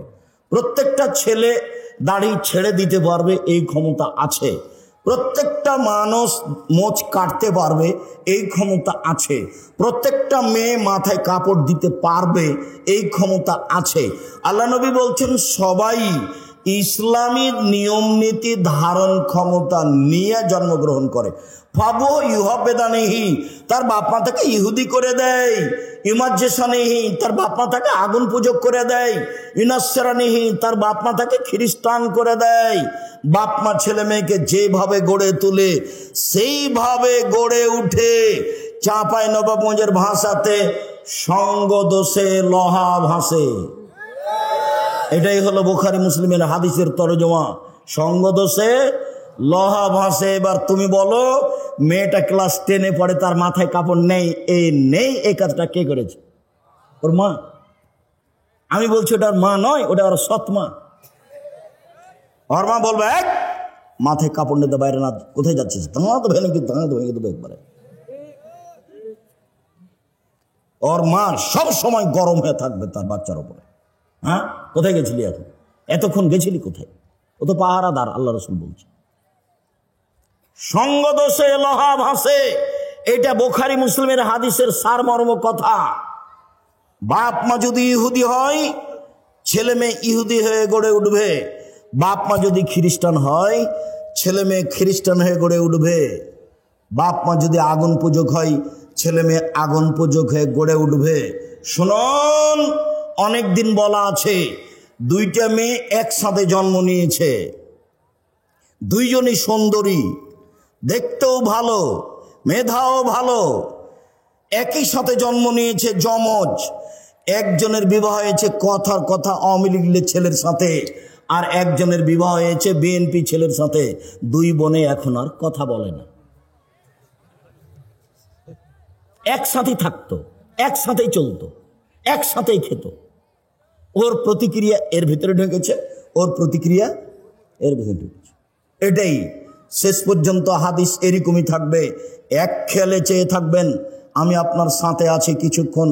সম্মানিত দিনী ভাই বোন, আবু হুরায়রা রাদিয়াল্লাহু তাআলা আনহু বলেন, রাসূল সাল্লাল্লাহু আলাইহি সাল্লাম বলেছেন, কুল্লু নাফসিম মিন বানি আদম সাইয়্যিদ, আদম সন্তানের পুরুষ নারী সবাই দায়িত্বশীল। সবাই নিজের নিজের নিজ নিজ দায়িত্ব পালন করবে। আদম সন্তানের সবাই দায়িত্বশীল। তাহলে বাপ আর রাজুল সাইয়্যিদ ফি বাইতি আহলিহি, বাপ হচ্ছে তার পরিবারের উপরে দায়িত্বশীল, বাপ হলো তার পরিবারের উপরে দায়িত্বশীল। ওয়াল মারআতু সাইয়্যিদাতু বাইতিহা, আর মহিলা হচ্ছে বাড়ির দায়িত্বশীলা। আল্লাহ নবী যখন বাপের কথা বললেন তখন বললেন পরিবার, আর যখন মায়ের কথা বললেন তখন বললেন বাড়ি। বাড়িটা সাজগোজ করে রাখবে মা, বাড়িটা সুন্দর করে গুটিয়ে রাখবে মা, ছেলে মেয়েকে দেখাশোনা করবে মা, স্ত্রী সহ পুরো পরিবার কন্ট্রোল করবে বাপ। ও হলো এই পরিবারের মালিক। আর একজন কি করলো সেটা আপনার দেখার প্রয়োজন নেই। আপনি কি করছেন, আপনি পরিবারকে জাহান্নাম থেকে রক্ষা করুন, আপনি পারবেন। ছেলের দাড়ি চাঁচা আছে, জবাব আপনাকে দিতে হবে। ছেলে টাকনোর নিচে প্যান্ট আছে, জবাব আপনাকে দিতে হবে। আপনার বাড়িতে একটা কে নিয়ে এসেছেন পট, বাচ্চার পায়খানা করা পট, সেটা হলো ঘোড়া, জবাব আমি দিব?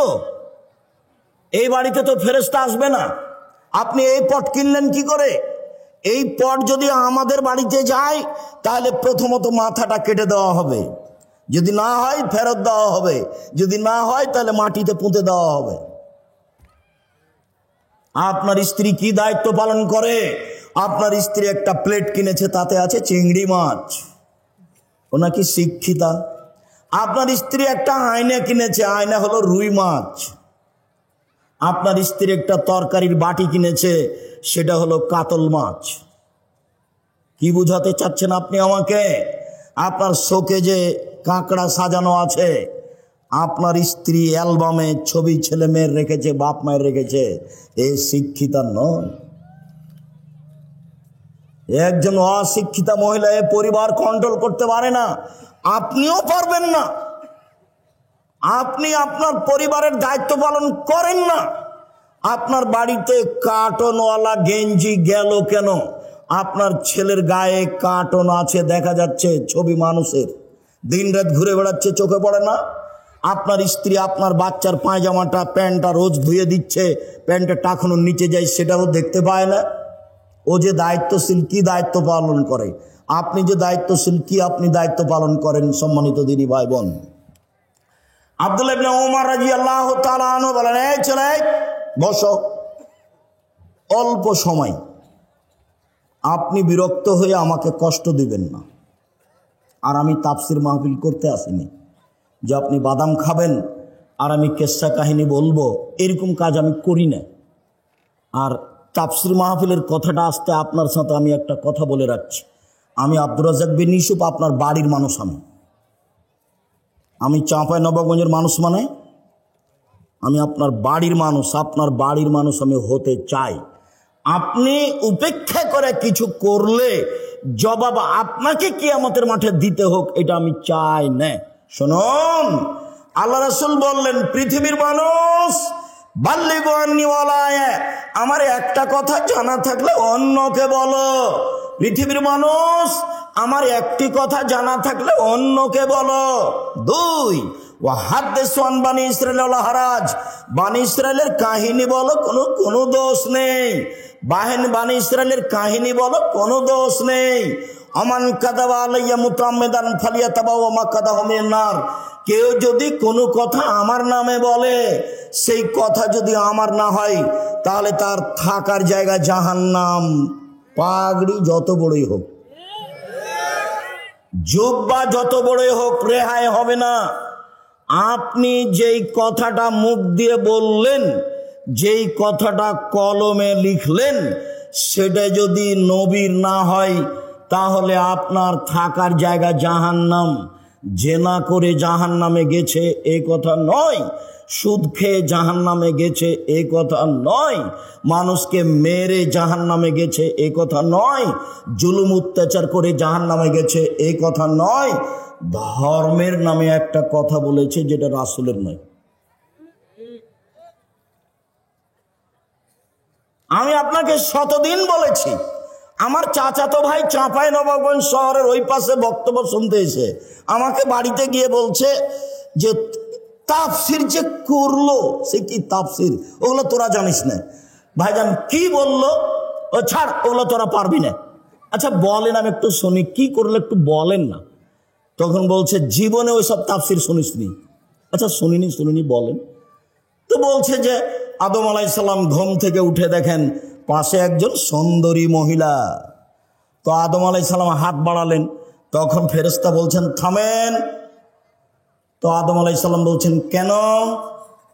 বলে মোহর দিতে হবে। মোহর আবার কি? তো বলছে যে মোহাম্মদের নামে 10 বার দুরূদ পড়ে দিতে হবে, সেইটা হলো মোহর।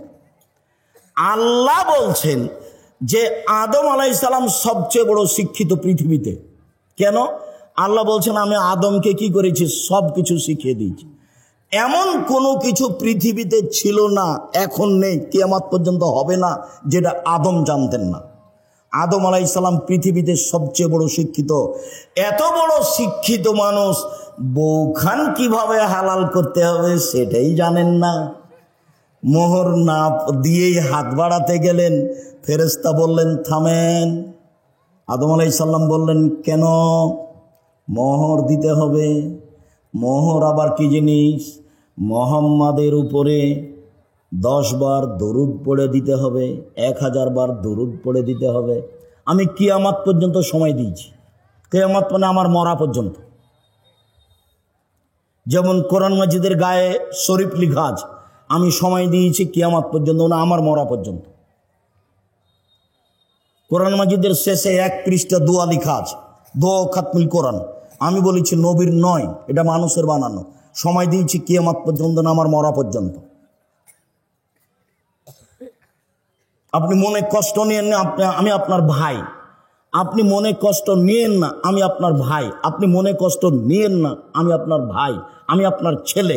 আপনার বাড়িতে লেখাপড়া করে আমি মানুষ হয়েছি, আপনার সামনে আমি হক কথা বলবো, এটা আমার অধিকার আছে। আপনি যদি কিছু মনে করেন আমি দুঃখিত, আপনি দায়িত্ব পালন করেননি। এই জন্য মকসুদুল মুমিনিন বইয়ে প্রথমে লেখা আছে 1 ওয়াক্ত নামাজ কাজা করলে 80 হোক বা জাহান্নামে থাকতে হয়। প্রমাণ করেন দেখি, প্রমাণ করেন দেখি। বইয়ের এক জায়গাতে হেডলাইনে লেখা আছে অবিবাহিত ছেলেমেয়ের পড়া নিষেধ।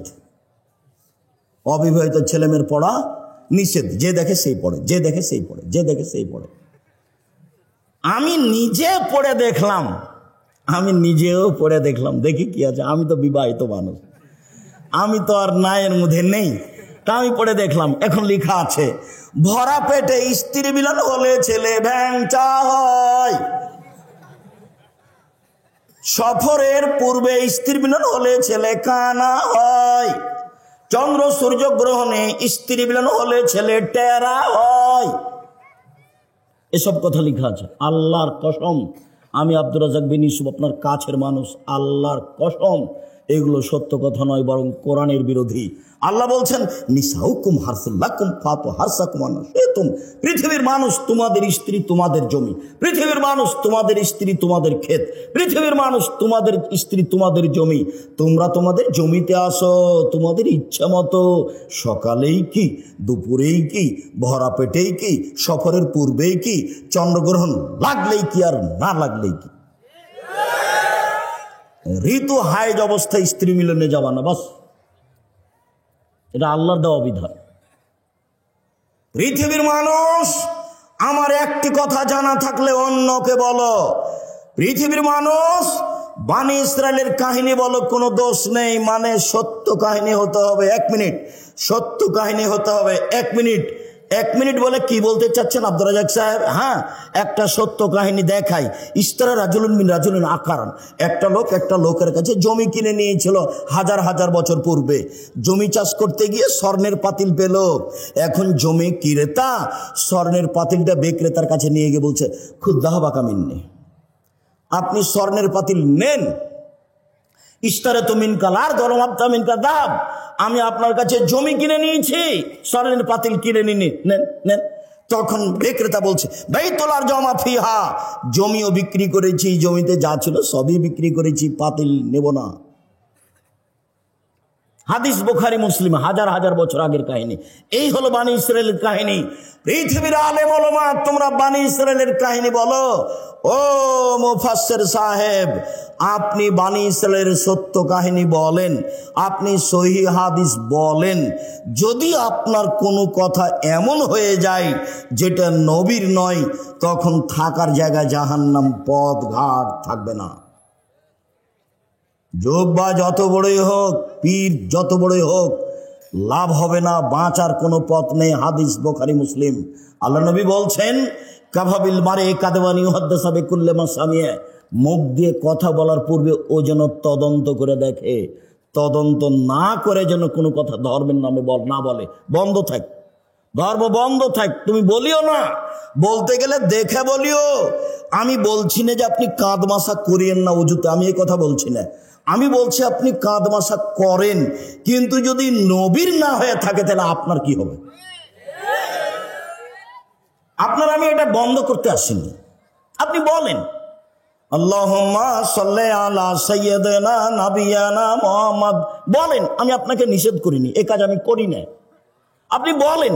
আমি যেটুকু বলছি সেটুকু হচ্ছে, এইটা যদি নবীর না হয় তাহলে আপনার কি হবে? তাকে আপনি তদন্ত করেন, নবীর প্রমাণ হোক। আপনি একজন বড় মুফাসসির, আপনি একজন বড় মুফাসসিরের সহযোগী, আপনি এমনটা করছেন। যদি রাসূলের না হয় তাহলে আপনার এবং তার কি হবে, এইটা আপনি বিবেচনা করছেন না কেন? আমি তো মনে করছি এইভাবে তাফসীর করাটা ঠিক ওইরকম। কেমন? ফাতেমা যেমন বলেছিলেন, ফাতেমা কান্দিয়া কয় আজ বুঝি হুসাইন কারবালাতে শহীদ হয়। ফাতেমা কান্দিয়া কয় আজ বুঝি হুসাইন কারবালাতে শহীদ হয়। যেদিন হুসাইন কারবালাতে শহীদ হচ্ছেন ইরাকের মাটিতে, তার 49 বছর আগে ফাতেমা মারা গেছেন। কতদিন আগে মারা গেছেন? 49 বছর আগে। তাহলে ফাতেমা এভাবে কিভাবে বলবেন? তাহলে তো ধর্মের কথা, আমি যদি এরকম বক্তা হই তাহলে আমার কথা হয়ে গেল ওইরকম পুথির গানের মতো, 6 মাসের রাস্তা মর্দ 6 দিনে গেল, ঘোড়ায় চড়িয়া মর্দ হাঁটিয়া চলিল। ধর্ম এরকম নয়। কেউ যেন আঙ্গুলে চোখে আঙ্গুল না ঢোকাতে পারে এইভাবে বলার চেষ্টা করেন। তবে মানুষ হিসেবে কোনো জায়গাতে ত্রুটি থাকতেও পারে। আবু মুসা আশআরী রাদিয়াল্লাহু তাআলা আনহু বলেন, রাসূল সাল্লাল্লাহু আলাইহি সাল্লাম বলেছেন, আইয়ুমা রাজুলিন লাহু ওয়ালিদা, কারো যদি একটা কাজের মেয়ে থাকে, কাজের মেয়ে, ফাআদ্দাবাহা ফাসানা তাদিবাহা, তাকে যদি শিষ্টাচার শিখিয়ে দেয়, সুন্দর শিষ্টাচার শিখিয়ে দেয়, আল্লামাহা ফাসানা তালিমাহা, তাকে যদি বিদ্যা শিখিয়ে দেয়, সুন্দর বিদ্যা শিখিয়ে দেয়, ফালাহু আজরান, তার জন্য ডবল নেকি রয়েছে। কাজের মেয়েকে বিদ্যা শিখাতে হবে, কাজের মেয়েকে শিষ্টাচার শিখাতে হবে। শিষ্টাচার কি জিনিস? নখ বড় কেন? শিষ্টাচার গ্রহণ করো, কেটে ফেলো। কপালে টিপ কেন? শিষ্টাচার গ্রহণ করো, টিপ তুলে ফেলো। শোনো, যেই ওই পায়ে যেগুলো বাজে সেগুলো কি? নূপুর। এই বাজনা নূপুর কেন? এটা শয়তানের বাজনা, খুলে ফেলো। এইভাবে চুল বেনি করে উপরে ধামাওয়ালিদের মতো করে রেখেছো কেন? এই শিষ্টাচার বন্ধ করো। শিষ্টাচার কি জিনিস? শিষ্টাচার কি জিনিস? আম্মু বাড়ি থেকে বের হলে আমাকে সালাম দিয়ে বের হও, শিষ্টাচার। আম্মু বাড়িতে ঢোকার সময় সালাম দিয়ে ঢোকো, শিষ্টাচার। আম্মু পড়তে বসলে নাসফালাক ইখলাস রব্বে জিদনি ইলমা বলে পড়তে বসো, শিষ্টাচার। আম্মু ডান পায়ের জুতা আগে পরো, বাম পায়ের জুতা পরে পরো, শিষ্টাচার। আম্মু বাম পায়ের জুতা আগে খুলো, ডান পায়ের জুতা পরে খুলো, শিষ্টাচার। আম্মু টয়লেটে ঢোকার সময় দোয়া পড়ো, বের হওয়ার সময় দোয়া পড়ো, শিষ্টাচার। আম্মু মসজিদে ঢুকলে ডান পা আগে দাও, বাম পা পরে দাও, শিষ্টাচার। আম্মু মসজিদ থেকে বের হলে বাম পা আগে দাও, ডান পা পরে দাও, শিষ্টাচার। শিষ্টাচার দিয়ে, ইসলামী শিষ্টাচার দিয়ে দিন রাত পূর্ণ হয়ে আছে। আম্মু ডান হাতে গিলাস ধরো, 3 শ্বাসে পানি পান করো, শিষ্টাচার। ফিলিস্তিনের লোকেরা অরিজিনাল আরবি, মূল আরবি। ফিলিস্তিনের লোকেরা একবারে নগদ আরবি, কিন্তু তারা নিচে নামতে নামতে নামতে এমন নেমেছে যে শিষ্টাচার টোটালেই ভুলে গেছে। আব্দুর রহিম মিশর আজহারে পড়তো, সেই সুবাদে গাজা ফিলিস্তিনের লোকেরা যারা মিশরে এসেছিল ওদের আমরা বাছাই করে কয়েকশো লোককে কয়েকবার সহযোগিতা করেছি। তো আমি সেদিন সহযোগিতা দিচ্ছি আপনাদের পক্ষ থেকে। তা আমি যখন দিচ্ছি তখন বাম হাতে নিল, আর একজন বাম হাতে নিল। আমি দেওয়া বন্ধ করে বক্তব্য দিলাম। আমি আরবিতে শুনলাম, ওরা তো আরবি আমার চেয়ে বেশি বুঝে। যখন বললাম বাম হাত হলো শয়তানের জন্য, ডান হাত হলো রাসূল বলছেন খাওয়ার জন্য, পবিত্রতার জন্য। আয়েশা রাদিয়াল্লাহু আনহা বলছেন রাসূলের ডান হাত খানটা পবিত্র কাজের জন্য, খাওয়ার জন্য, আর বাম হাত খানটা লেখালা এই পেশাব পায়খানার জন্য, অমিন কাদারা, আর যে খারাপের ময়লার জন্য। ওরা একবারে গুলগুলা হয়ে বুঝলো আরবি, ওরা তো আরবিতেই জন্ম। এবার বললাম নেন, তখন বাম হাত বাড়িয়ে গেল। কেন বলেন তো? আদত, অভ্যাস। বক্তব্য বুঝলো ঠিকই, কিন্তু যেটা চলমান অভ্যাস সেটা পরিবর্তন সহজে করতে পারলো না। বাম হাতে নিচ্ছে, বাম হাতে নিচ্ছে, বাম হাতে খাচ্ছে, বাম হাতে চা ধরছে। শয়তান খায় বাম হাতে, পেশাবের কাজ বাম হাতে, পায়খানার কাজ বাম হাতে, ছুঁচে বাম হাতে। মানুষ কি করে? ছুঁচে বাম হাতে, পায়খানা লাড়ে বাম হাতে। আচ্ছা, আপনি বাম হাতে চা খাচ্ছেন, আপনার একটু মানবতা নাই? আপনি শিক্ষিত মানুষ, কে বললো? আমি বলিনি ভাইজান, আমি কোনোদিন বলিনি। আপনাকে আমি গরু ছাগলের মতো মনে করি। বুঝেও বুঝে না, ওরা অন্তর আছে বুঝে না, দেখেও দেখে না, ওরা চক্ষু আছে দেখে না, শুনেও শুনে না, ওরা কান আছে শুনে না। উলাইকা কালানাম, তারা পশু প্রাণীর মতো, তারা গরু ছাগলের মতো, তারা কুকুর শ্রীগের মতো। ভালো মজা তার চেয়ে বেশি, তার চেয়ে বেশি খারাপ। যে শ্বশুরের কাছে যৌতুক নেই সে কুকুর শ্রীগালের চেয়ে বেশি খারাপ। 24 ঘন্টার মধ্যে সন্ধ্যা হতে হতে মোটরসাইকেল ফেরত দিতে হবে। খালি মায়েরা বলছে, মায়েরা খালি বেটার সামনে গল্প করছে, আব্বু অমুক অমুক ছেলের শ্বশুর না বাড়ির সব কিছু ফার্নিচার সাজিয়ে দিল। খালি মায়ের সামনে এগুলো, মায়ের গল্প, ছেলের সামনে মা এগুলো গল্প করছে। মেয়ের বাপ ফার্নিচার সাজিয়ে দিবে, তুমি কি বলবে মাকে? আম্মা দিন মজুরি করে খেলেও শ্বশুরের জিনিস নেব না, প্রয়োজনে ভিক্ষা করে যদি খেতে হয় তবু শ্বশুরের জিনিস নেব না, বরং শ্বশুরকে একটা বছর শেষে লুঙ্গি কিনে দিব। যৌতুক চিরদিনের জন্য হারাম। ভিক্ষা করা টাকা দিয়ে চাউল কিনে ভাত খেয়ে ইবাদত কবুল হবে, যৌতুকের টাকা দিয়ে চাউল কিনে ভাত খেয়ে ইবাদত কবুল হবে না। এই যে বললাম, এভাবে দেখি কিয়ামত পর্যন্ত সময় থাকলে কোন মায়ের বেটা এভাবে ধরতে পারে। যৌতুকের টাকা দিয়ে চাউল কিনে ভাত খেয়ে ইবাদত কবুল হবে না, যৌতুক ফেরত দিতে হবে। কাজ করে খেতে শিখতে হবে, শ্বশুরের সাথে নয়। ঘর জমায় হয়ে কাজ করতে রাজি নয়, দিন মজুরি করে খেতে রাজি আছি। নিজের ব্যক্তিত্ব বিক্রি করতে রাজি নয়। মানুষের বাড়িতে কাজ করে খাবো, সারাদিন কাজ করব, বিকেলে 600 টাকা পাবো। এই যে 600 টাকার মালিক আমি। কাজ করে খাবো কেন? চকলেট বিক্রি করে খাবো, সারাদিনে 800 টাকা ইনকাম করব। চকলেট বিক্রি করব কেন? রহনপুরে জমিদারের ছেলে আমি, কোটি টাকার ব্যবসা করব। করো না, ভালো কাজ। দিন মজুরি করে খেলে টাকা শেষ হবে সন্ধ্যায়, আর মাসের যদি চাকরি করেন তাহলে টাকা শেষ হবে 25 দিনে। 5 দিন ধার কর্জ করে খাওয়া লাগবে। মায়ে যদি টাকা চায়, বেটা এ মাসে কিছু টাকা দিতে হতো বেটা। আচ্ছা দেখি আম্মা, এ মাসে তো পারলাম না, সামনে মাসে জিনিসের দাম বেড়ে গেছে। তখন বলছে আম্মা কিছু যে করতে পারলাম না। তাহলে কি করতে হবে? ব্যবসা। আল্লাহ রাসূল বলছেন সত্যবাদী ব্যবসায়ী জান্নাতে নবীর সাথে থাকবে। আল্লাহ নবী বললেন ব্যবসায় মিথ্যা কথা কসম চলে আসে, আসুক, তুমি কিছু দান খয়রাত করে দাও, তাতে মিটে যাবে। ব্যবসার সব পথ খোলা আছে। ব্যবসা করে উপার্জন করে খেতে শিখতে হবে। চাঁপাইনবাবগঞ্জের লোকের মতো নয়। চাঁপাইনবাবগঞ্জের লোক 2 ধরনের, একটা চাকরি আর একটা দিন মজুরি। আমি যখন দেশে যাই, সৌদি আরব, কুয়েত, কাতার, বাহরাইন, মিশর, আপনার আবুধাবি, দুবাই, ওমান, লন্ডন, এইসব দেশে যখন যাই তখন গিয়ে থাকি। বাড়ি কোথায়? ব্রাহ্মণবাড়িয়া। বাড়ি কোথায়? সন্দ্বীপ। বাড়ি কোথায়? কুমিল্লা। কেউ বলে না যে বাড়ি রহনপুর, কেউ বলে না, কেউ বলে না চাঁপাইনবাবগঞ্জ। মাস গিয়ে থাকছি।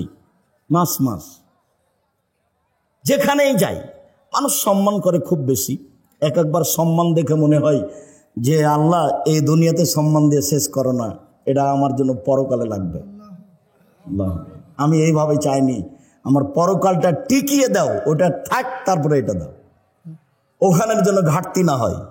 6 মাস জীবনে গাড়িতে থাকলাম, 6 মাস বাড়িতে থাকলাম, তবু ঝামেলার মধ্যে থাকলাম, এবাদত বান্দিকে কিছু করতে পারলাম তা আমার মনে বলে না। তবে আমার একটা দৃঢ়তা কাজ করে, জাতির সামনে কোনোদিন ধর্মের নামে ফাঁকি দিনি। জাতি যে যেটুকু মানছে ওটুকু থেকে আমি তার সমান নেকি পাবো ইনশাল্লাহ, এই দিয়ে আমি সফল হব ইনশাল্লাহ, এটা আমার দৃঢ়তা কাজ করে। কাজের মেয়েকে শিখিয়ে দিল শিষ্টাচার, শিখিয়ে দিল কাজের মেয়েকে বিদ্যা শিখিয়ে দিল। কাজের মেয়েকে যদি শিক্ষা দিতে হয় তাহলে নিজের মেয়েকে শিক্ষা দিতেই হবে। কাজের মেয়েকে যদি শিষ্টাচার শিখাতে হয় তাহলে নিজের মেয়েকে শিষ্টাচার শিখাতেই হবে, বাধ্য, শিখাতেই হবে। উপস্থিত বৈঠকের দিনই মুসলিম বোন, আপনি একটু প্রস্তুতি নেন। এই মেয়ে, কথা বলছো কেন? ঢং ঢং করে এসেছ, আবার কথা বলছো কেন? মুখ বন্ধ রাখো। উপস্থিত দিনই বৈঠকের মুসলিম বোন, আপনাদের সাথে আমাদের আন্তরিকতার অভাব নেই। কেউ যদি গায়ের উপর দিয়ে চড়ে চলে যায় তবু মুখ খুলবেন না। আপনি অনুরোধ রক্ষা করেন, আপনার কাছাকাছি এসেছি, আপনার কিছু বলতে চাচ্ছি, আপনি একটু মুখটা বন্ধ করেন, মুখ খুলবেন না, একবারে টোটালি মুখ বন্ধ করেন। কেউ যদি গায়ের উপর দিয়ে চড়ে চলে যায় আপনি তার প্রতিশোধ নেবেন না। আচ্ছা, গেছি, চুপ থাকেন আপনি, এইদিকে শুনেন। আসলে মাকে বহুদিন বলেছি, অনেক ছেলের জানা আছে, আপনারও জানা আছে, কথাটা পুনরায় বলে এটাকে আপনার কাছে শক্ত করতে চাচ্ছি, শুনুন। জাবের বলছেন রাদিয়াল্লাহু তাআলা আনহু, আমরা একদা রাসূলের সাথে যুদ্ধ করে আসছিলাম, মদিনায় ঢুকবো। তখন আল্লাহ রাসূল বলছেন, এই থামো থামো থামো, তোমরা এখানে থামো, রাতে সকালে বাড়িতে যাব। তো আমি জাবের বললাম, আল্লাহর নবী, আমি নতুন বিবাহ করেছি, আমাকে বাড়ি যেতে অনুমতি দেন। তখন আল্লাহ রাসূল আমাকে বলছেন, ও তুমি বিবাহ করেছ? বিকরা নাম সাইয়্যিবা, কুমারী মেয়ে বিবাহ করেছ না তালাক প্রাপ্তা মেয়ে বিবাহ করেছ? আমি বললাম, আল্লাহর নবী, আমি তালাক প্রাপ্তা মেয়ে বিবাহ করেছি। ওর বিবাহ হয়েছিল, তার স্বামী তাকে ছেড়ে দিয়েছে, আমি তাকে বিবাহ করেছি। তখন আল্লাহ রাসূল বলছেন, আরে হাল্লা বিক্রান তুলায়বকা, তুমি কুমারী মেয়ে কেন বিবাহ করলে না? তুমি অবিবাহিতা মেয়ে কেন বিবাহ করলে না? তুমি তার সাথে খেলতে, ও তোমার সাথে খেলতো, তুমি তার সাথে খেলতে, ও তোমার সাথে খেলতো। তখন জাবের বলছেন, আল্লাহর নবী, আমার আব্বা উহুদের যুদ্ধে শহীদ হয়েছেন 9 জন মেয়ে রেখে। এক খেয়ালে চেয়ে থাকো ছেলেরা তোমরা, ভাইজান আপনি এক খেয়ালে চেয়ে থাকবেন। জাবের বলছেন, আল্লাহর নবী, আমার আব্বা শহীদ হয়েছেন 9 জন মেয়ে রেখে, আমার 9 জন বোন আছে। আক্রাহ আন উজাব আন আতাজাওয়াজা মিসলাহুন্না, আমি আমার বোনদের সমবয়সের মেয়েকে বিবাহ করা পছন্দ করছি না 4টা কারণে। আমি বেশি বয়সের মেয়ে বিবাহ করেছি 4টা কারণে। আমার বোনদের সমবয়সের মেয়েকে বিবাহ করা পছন্দ করিনি 4টা কারণে। এক, লেতুয়াল্লিমাহুন্না, আমার স্ত্রী যেন আমার বোনদেরকে বিদ্যা শিখাতে পারে। বিদ্যা তো একটা স্কুলে আছেই, ওমা তোমার আকাশ তোমার বাতাস। আমি ঠাকুরের নিন্দা করিনি, আমি বলেছি তোর বাপের আকাশ। ও সববার বলছে ও কালিমা তোমার আকাশ তোমার বাতাস। বাংলার মানুষজন ভেবে দেখলো না, চিন্তা ভাবনা করলো না, দিনরাত বলছে, আমার আর করার কি আছে? আমি মানুষ হিসেবে যা বুঝেছি সেটা বলেছি। তো আমি ঠাকুরের মানের হানি করলাম কি করে? 5,000 কোটি টাকার মামলা হলো। আমি যখন কাঠগড়ায় উঠলাম তখন জজ আমাকে বলছে, আপনি পিস টিভি করেন, পিস টিভিতে কথা বলেন আপনি? বলে জি। আপনি পিস টিভির আলোচক? জি। আপনার মামলাটা আমি খারিজ করে দিলাম এই প্রথম দিনই। আর 1,000 কোটি টাকার মামলা ছিল সিলেট সুনামগঞ্জে। তো আমি যখন কাঠগড়ায় দাঁড়ালাম তখন আমাকে বলছে, এভাবে দেখেন, আপনার সাথে মামলা নিয়ে আমার কোনো কথা নেই। ওই নথিটা এভাবে উল্টে দিলেন, দিয়ে বলছেন আপনার সাথে কিছু কথা। আমার বক্তব্যকে তো একবার তন্ন তন্ন করে দেখেছে। বলছে যে আল্লাহর নবী এবং আয়েশা একসাথে গোসল করলেন, উভয়ের পরনে কাপড় ছিল না, এই কথাটা আপনি কেমনে বললেন? কিভাবে বলতে পারেন?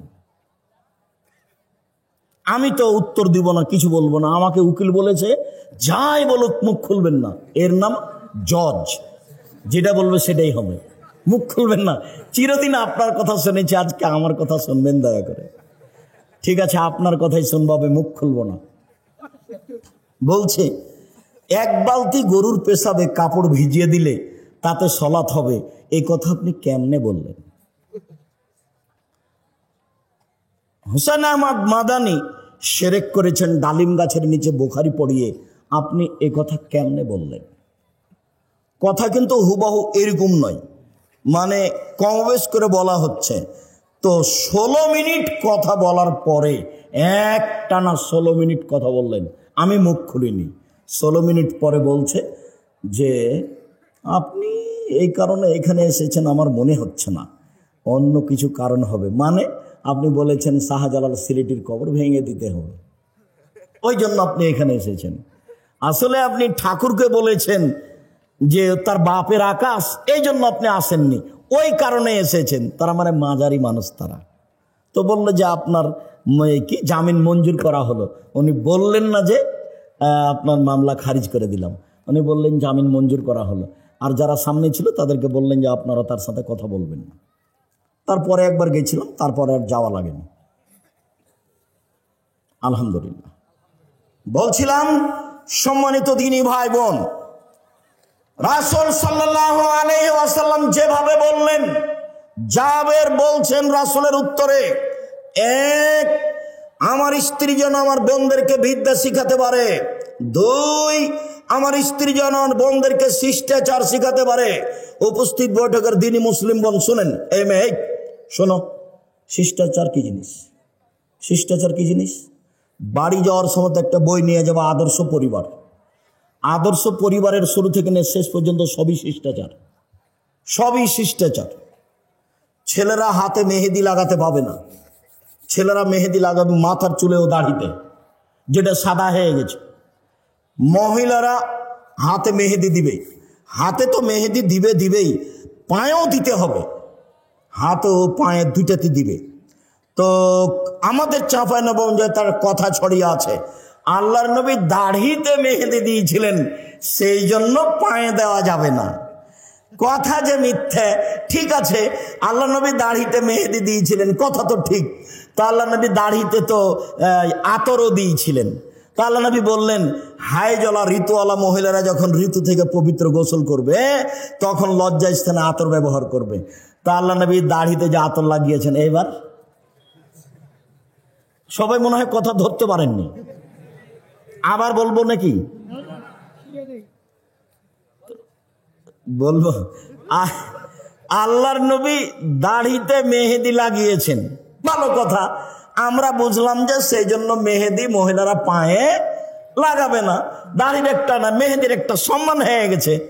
তো আল্লাহ নবী বলছেন যে যাদের হায়েজ হয়েছে মহিলারা, ওরা যখন হায়েজ থেকে গোসল করে পবিত্র হবে তখন আল্লাহ নবী বললেন যে ওরা যেন লজ্জা স্থানে আতর ব্যবহার করে। তো আতর যে আল্লাহ নবী দাড়িতে লাগিয়েছেন, এইবার তার মানে হলো এই লজ্জা স্থানে না লাগানো জিনিস, দাড়িতে লাগানো জিনিস লজ্জা স্থানে চলে, সেইটা যদি চলে তো পায়ে কেন চলে না? কথা এরকম নয়, কথা হলো এরকম যে দাড়ি পেকে গেলে মেহেদি লাগাতে হবে। মেহেদি একটা জিনিস, এর মান বাড়লো কমলো এটার বিবেচনা করা যাবে না। আতর হচ্ছে একটা জিনিস, পুরুষেরা গায়ে হাতে মুখে মাথায় লাগাবে, আর মহিলারা ফরজ গোসলের পরে ঋতু থেকে গোসলের পরে লজ্জা স্থানে লাগাবে। এটা হলো রাসূলের নিয়ম আদেশ। এইটাতে আতরের মান বেড়ে গেল, এই কথা ভুল। এখন একটা ছাগলের বাচ্চা কুকুরের দুধ খেয়ে বড় হয়েছে, তখন মৌলানা সাহেবকে জিজ্ঞাসা করেছে, মৌলানা সাহেব এই ছাগলের গোস্ত খাওয়া যাবে কিনা? তখন মৌলানা সাহেব বলছে এটা কথা হলো নাকি? হ্যাঁ, ওটা কুকুরের গোশত, কুকুরের দুধ খেয়েছে, ওটা হারাম। তো বেকায়দা হয়ে গেল। তাহলে পশু প্রাণীর উপরে কি কোরআন হাদিসের বিধান আছে? পশু প্রাণীর উপরে কোরআন হাদিসের কোনো বিধান নেই। ও পায়খানা খেয়ে বড় হোক, না হলে ঘাস খেয়ে বড় হোক, ওটা পশু প্রাণী। ওর জন্য প্রজনন পদ্ধতি, গবাদি পশুর উন্নয়ন ষাঁড় দিয়ে করতে হবে, এটা ভালো। ষাঁড় দিয়ে যদি না করেন, তার উন্নয়নের জন্য যত পথ আছে সবই করেন, কেননা তার উপরে কোনো কোরআন হাদিস প্রযোজ্য হবে না। এটা ভুল হিসাব। সম্মানিত দিনী ভাই বোন, বলছিলাম রাসূল সাল্লাল্লাহু আলাইহি ওয়াসাল্লাম মুখের উপরে জাবের বললেন, এক, আমার স্ত্রী যেন বিদ্যা শিখাতে পারে। দুই, আমার স্ত্রী যেন আমার বোনদেরকে শিষ্টাচার শিখাতে পারে। তিন, আমার স্ত্রী যেন আমার বোনদের মাথার চুল চিরুনি করে সাজগোজ করে যত্ন করে রাখতে পারে। মায়ের যত্ন কে নিবে? বাচ্চার যত্ন কে নিবে? মা। কাজের মেয়েকে দিয়ে বাচ্চার যত্ন নেওয়া ঠিক নয়। জায়েজ আমি না জায়েজ বলিনি, তবে সব সময় বাচ্চার যত্ন কে নিবে? মা। তার মাথাটা চিরুনি করে দিবে মা, তার কাপড়টা পরিষ্কার করে দিবে মা, তাকে গোছগাছ করে রাখবে মা, তাকে ঝকঝকে করে রাখবে মা, তার গায়ের পাঞ্জাবিটা পরিষ্কার করে দিবে মা, তাকে ডান হাত আগে ঢোকাতে বলবে জামাতে তার মা। সব শিষ্টাচার তার মা পালন করবে এবং বাচ্চাকে যত্ন করে রাখবে। যখন বাচ্চাকে দুধ খাওয়াবে তখন মায়ে বিসমিল্লাহ বলবে। মা যদি বিসমিল্লাহ ছাড়া বাচ্চাকে দুধ খাওয়ায়, তাহলে যতবার খাওয়াবে ততবার শয়তানে দুধ খাবে, খাবেই খাবে। আল্লাহর নবী বলেছেন দুধ খাবে শয়তান, অতএব খাবেই খাবে। মা যতবার বাচ্চাকে দুধ খাওয়াবে ততবার মা কি বলবে? বিসমিল্লাহ বলবে। মা যখন রাতে দরজাটা বন্ধ করবে তখন বিসমিল্লাহ বলবে। মা যখন বাল্বটা অফ করে দিবে তখন বিসমিল্লাহ বলবে। যখন মা জ্বালানটা বন্ধ করবে তখন বিসমিল্লাহ বলবে। মা যখন তরকারির পাতিলে ঢাকবে তখন বিসমিল্লাহ বলবে। মা যখন আটার পাতিলটা ঢাকবে তখন বিসমিল্লাহ বলবে। আল্লাহ নবী বলেন সব কিছু ঢেকে রাখো, খোলা রাখো না। রাতে কতগুলি বালা মুসিবত চলে, খোলা জিনিস যে খাবে তার রোগ ব্যাধি হয়ে যাবে। হাটে বাজারে এভাবে খোলা জিলাপি খাবেন না। একবারে সপ্তাহ সপ্তাহ খোলা পড়ে আছে আর আপনি কিনে নিয়ে চলে যাচ্ছেন। আল্লাহ নবী না করেছে। সূর্য ডুবার পরে বাচ্চাকে বাহিরে নিয়ে যাওয়া যাবে না, নইলে বাচ্চাকে ঝিনে ধরবে, শয়তান ধরবে। ছাদের উপরে নিয়ে যাবেন না, আগুনে নিয়ে যাবেন না। রাত যখন এসা কাছাকাছি হয়ে গেছে তখন নিয়ে যান। সব বুখারী মুসলিম এক টানা হাদিস এগুলো। আপনি ইউটিউবে দেখেন আব্দুর রাজ্জাক বিন ইউসুফ খাওয়া ও পান করার নিয়ম, খাওয়া ও পান করার নিয়ম আব্দুর রাজ্জাক বিন ইউসুফ বিস্তারিত দেওয়া আছে, আপনি দেখুন। সম্মানিত দিনী ভাই বোন, চার, অতাকুম আলাইহিন্না, আমার স্ত্রী যেন আমার বাচ্চাদেরকে পাহারা দিতে পারে। উপস্থিত বৈঠকের মুসলিম বোন, এই মেয়ে কথা বলছো কেন? কথা বলছো কেন? চারটা সিরিয়াল করো তো দেখি। তুমি মা, তুমি আদর্শ মা, তুমি বুদ্ধিমতী মা, তুমি মা, আপনি মা, আপনি বুদ্ধিমতী মা, আপনি হস্তিনী নন, আপনি ভালো মা। এক, বাচ্চাকে বিদ্যা শিখাতে হবে। দুই, বাচ্চাকে শিষ্টাচার শিখাতে হবে। তিন, বাচ্চাকে যত্ন করে রাখতে হবে। চার, বাচ্চাকে পাহারা দিতে হবে। এবার বলেন আপনি যে মেয়েটা মাথায় কাপড় না দিয়ে দেয়নি তার মা কি পাহারাদার? তার মা পাহারাদার নয়। আপনার নিজের জিম্মেদারি আর একজনের উপরে চাপিয়ে দিয়ে সফল হওয়া যাবে না। এইবার আপনার সাথে আর একটু থাকে উপস্থিত বৈঠকের মুসলিম বোন, এই ছেলে তোমার আমি কাছে আসছি, তুমি নিরাশা হবে না। কি বলেন তো আব্দুর রাজ্জাক সাহেব, আমার কাছে কি?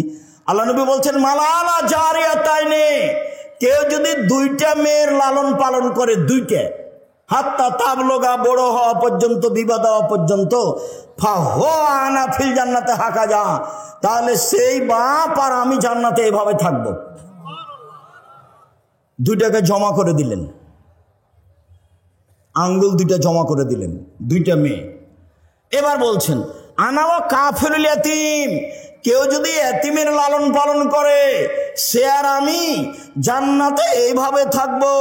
ওয়াসারা বিসাবাব আলস্তা, তর্জনীবে মধ্যম ইশারা করলেন, ফাররাকা বাইনাহু শায়ান, একটু ফাঁকা রাখলেন। বুঝতে না পারলে আমি আবার বলছি, এতিম লালন পালন করলেও নবীর সাথে থাকা যাবে, তবে মধ্যে কি আছে? একটু ফাঁকা আছে। আর কেউ যদি দুইটা বেটির লালন পালন করে বিবাহ শাদী দিয়ে দেয়, তাহলে এই বাপ রাসূলের সাথে কিভাবে থাকবে একসাথে? হাদিস সহিহ। আরেকটা বলি, আল্লাহ নবী বলছেন মানা আলা সালাসা বানাতিন, কেউ যদি তিনটা মেয়ের লালন পালন করে, ওয়া আদাবাহুন্না, শিষ্টাচার শিখিয়ে দেয়, ও আল্লামাহুন্না, বিদ্যা শিখিয়ে দেয়, ও জাওয়াজাহুন্না, বিবাহ শাদী দিয়ে দেয়, আহসানা ইলাইহিন্না, তার সাথে সদাচরণ করে, একবারও বলে না এই তোর মুখ ভেঙে দেবো, এই তোর দাঁত খুলে দেবো, এই তোর স্বভাব খারাপ, এই তোকে এই করবো সেই করবো, একবারও বাপ মেয়েকে এভাবে বলে না। সব সময় আদর করে। চাঁপায় নৌমুজের ভাষাতে বলে আম্মু কি নিবা আম্মু, ওরে মাকে একদিন আম্মু বলেনি, একবারে বলে শেষ করছে। আচ্ছা ঠিক আছে বলেন, সমস্যা নেই, তবে মাকে ভুলে যাবেন না। আমার একটা পরামর্শ মনে রাখবেন, সালাম ফেরার পূর্বে কি বলবেন? রব্বির হামহুমা কামা রব্বায়ানি সাগীরা। আর একটা কথা মধ্যে বলে নি, যেটা ভারী আর এটা সহজ, সেটা হলো এই, একজন সাহাবী এসে বলছেন আল্লাহর নবী, আমার পিতা মারা গেছেন, ও তারাকা মালান, টাকা পয়সা ছেড়ে গেছেন, অলাম ইউসিনি, আমাকে কোনো উপদেশ দিয়ে যাননি,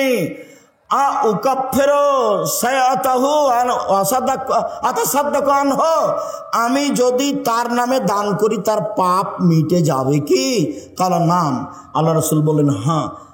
তিনি বললেন না বড় পাপ, তিনি বললেন না ছোট পাপ, তিনি বললেন তুমি দান করলে তোমার বাপের নামে তোমার বাপের পাপ মিটে যাবে। আল্লাহ নবী, আমার মা হঠাৎ মারা গেছেন, লাউ তাকাল্লামাত তাসাদ্দাকাত, আমার মা কথা বলতে পারলে দান করতেন, আমি যদি আমার মায়ের নামে দান করি ওয়ালাহ সওয়াব, তার কি নেকি হবে? কারণ নাম। আল্লাহ রাসূল বললেন হ্যাঁ। সব বুখারী মুসলিমের হাদিস। তাহলে মরা বাপ মায়ের নামে একটা থাকলো দুয়া আর একটা থাকলো দান। হজ করে বাপের উপকার করতে পারবেন না, রমজানের সিয়াম থেকে বাপের উপকার করতে পারবেন না, কোরআন তেলাওয়াত করে বাপের উপকার করতে পারবেন না, দিন মজুরি করে বাপের উপকার করতে পারবেন, দিন মজুরি করে। এই ছেলেরা, আপনারা একবারে চুপচাপ থাকবেন, আমি শেষের দিকে চলে এসেছি, আর কেউ উঠে গিয়ে পরিবেশ নষ্ট করবেন না। মনে হয় এটা একটা কোনো প্রতিষ্ঠানের সহযোগিতায় প্রোগ্রাম, তো আপনাদের কাছে ছেলেরা যাবে, 10 টাকা হোক, 20 টাকা হোক, 5 টাকা হোক, 50 টাকা হোক, ফিরিয়ে দিবেন না। আল্লাহ নবী বলেছেন যে যতটুকু দিবে তার ততটুকু পূর্ণ হয়ে যাবে, যতটুকু দিবে না তার ততটুকু ক্ষতি হয়ে যাবে। এই ছেলে গেলে উঠবো না, আমি কাছাকাছি চলে এসেছি, আমার এই কথাকে তুমি মূল্যায়ন করো। উপস্থিত বৈঠকের মুসলিম বোন, আপনাকে এখানে আমি জরুরিভাবে বলছি যে আপনি 4টা কাজ করেন, আপনার জান্নাতের সব দরজা খোলা আছে। এই ছেলে, এই কথাটা শেষ হয়নি। 3টে মেয়ে যদি লালন পালন করো, এই ছেলে তোমার 2টা মেয়ে হয়েছে, সেজন্য তোমার চাচি বলছে কি করবি কি করবি, 2টে মেয়ে হয়েছে কি করবি, ডিপিএস খুল। তার একটা মেয়ে হয়েছে, তো দাদিতে বলছে বউ তালাক দিয়ে দে, এই বউ ভালো নয়। আচ্ছা দাদি এই কথা বললো, তো বউ কি করলো? দাদি তো বুঝলো না বউ কি করেছে, দোষ হলে তো তোমার দোষ। এখন আল্লাহর নবী কি বলছেন তোমার ব্যাপারে শোনো। তোমার মা তো বললো এই, দাদি বললো এই, আল্লাহ নবী বলছেন কেউ যদি 3টে মেয়ের লালন পালন করে, তাহলে বিচারের মাঠে মেয়ে 3টে হবে অন্তরাল। এইদিকে দেখো, ওইদিকে আছে জাহান্নাম, ওইদিকে আছে জাহান্নাম, আর এদিকে থাকবে তার বাপ, আর মধ্যে থাকবে 3টে মেয়ে। যতক্ষণ পর্যন্ত বাপের জান্নাত ঘোষণা না হবে, ততক্ষণ পর্যন্ত এই 3টে মেয়ে এখান থেকে সরবে না। বলছে কুন্নাল্লাহু সিতরান মিনান নারে, মেয়ে 3টি বাপের জন্য জাহান্নাম থেকে অন্তরাল হয়ে যাবে। যতক্ষণ পর্যন্ত বাপের জান্নাত ঘোষণা না হবে, ততক্ষণ পর্যন্ত মেয়েরা এখান থেকে সরবে না। 10টা ছেলেকে যদি মাস্টার ডিগ্রি পাস করান, 1 পয়সা লাভ নেই। আব্দুল রাজ্জাক সাহেব ছেলেকে পড়াবো কেন? জন্ম দিয়েছেন এই জন্য। শুধু পড়াবেন, জন্মের 7ম দিনে আঁকিকে দিতে হবে প্রয়োজনে ভিক্ষা করে। এত শক্ত করে বলছেন কেন? এই জন্য যে আঁকিকা হলো বাপের জিম্মেদারি। আঁকিকার সাথে কুরবানির কোনো সম্পর্ক নেই। কুরবানি হলো দামি পশু। কুরবানি মানে শিং আছে কিনা দেখো, কুরবানি মানে ডেঁটেছে কিনা দেখো, কুরবানি মানে কান ঠিক আছে কিনা দেখো, কুরবানি মানে খুর ঠিক আছে কিনা দেখো, কুরবানি মানে সিং ঠিক আছে কিনা দেখো, কুরবানি মানে মোটা তাজা কিনা দেখো। নেকির কাজ, আকিকা নেকির কাজ নয়, বাপের জিম্মেদারি সপ্তম দিনের দিন করতে হবে। কানা হোক, ল্যাংড়া হোক, টেরা হোক, 500 টাকা দামের হোক, 2 বছরের হোক, 2 মাসের হোক, দিতেই হবে। প্রয়োজনে ভিক্ষা করে আকিকা দিতে হবে। সপ্তম দিনের দিন নাম রাখতে হবে, ছাগল জবে করতে হবে, মাথা নেড়ে করতে হবে, চুল সমপরিমাণ রূপা দান করতে হবে। 1 নাম রাখতে হবে। 2 ছেলের জন্য 2টা, মেয়ের জন্য 1টা, ছাগল ছাগি ভেড়া ভেড়ি দম্বা দম্বি জবে করতে হবে। 3 মাথা নেড়ে করতে হবে। ডাক্তার বলেছে দেরি করেন, দেরি নয়। নবী বলেছেন 7 দিনের দিন মাথা নেড়ে করতে হবে। 4 চুল সমপরিমাণ রূপা মূল্য দান করতে হবে। বাপের জিম্মেদারি, খাতনা দিতে হবে, অনুষ্ঠান করতে হবে না। খাতনা দিতে হবে, অনুষ্ঠান করতে হবে না। আকিকা অনুষ্ঠান করা যায়, কিভাবে করব? আপনি যে বলছেন গরু আকিকা দেওয়া যাবে না, আরে গরু আগের দিন জবাই করেন না, 6 তারিখে 3-4টা গরু জবাই করে দেন নাকি ভাইজান? দাওয়াত দিতে হবে ভালো করে। আর আকিকার দিন 2টা ছাগল, ছেলে হলে, মেয়ে হলে 1টা। এবার রান্না হোক, সারা গ্রামের লোক খাবে, সমস্যা নেই। আর খাতনার দিন কোনো কিছু নেই, খাতনা কোনো কিছু নেই। ছেলে এখন হাঁটতে পারে, পায়জামা পরাতে হবে, প্যান্ট নয়।